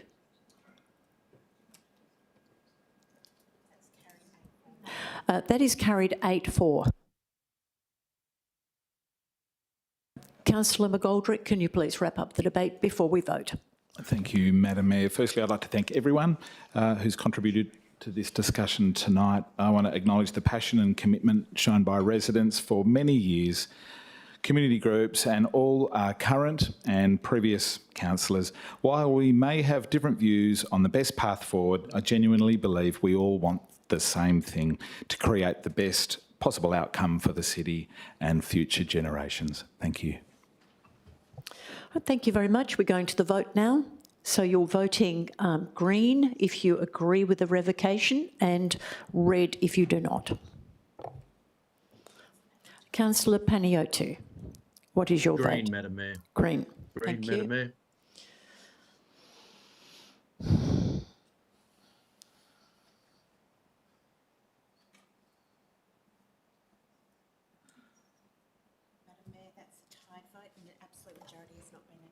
Okay, a tied vote, absolute majority has not been achieved, therefore the revocation motion fails.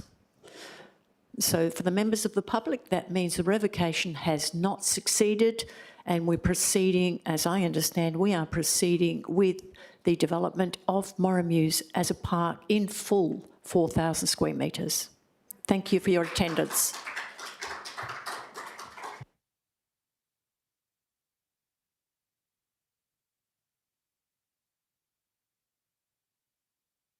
Now, I don't know. No, we can't bring that up again. We've done it. There's no special meeting now. Okay, so we have two motions, except Councillor Robbins has left. Councillor Lim, do you wish to proceed with your motion, which... I wish to withdraw it. Yes, you'd like to withdraw it. Okay, so Councillor Lim has withdrawn his motion because the revocation motion has failed, so he does not wish to proceed. Okay, so here we go. We're going to finish off this meeting in about a minute. So we have no more motions to deal with, so we have now, we've had no matters going behind closed doors this evening.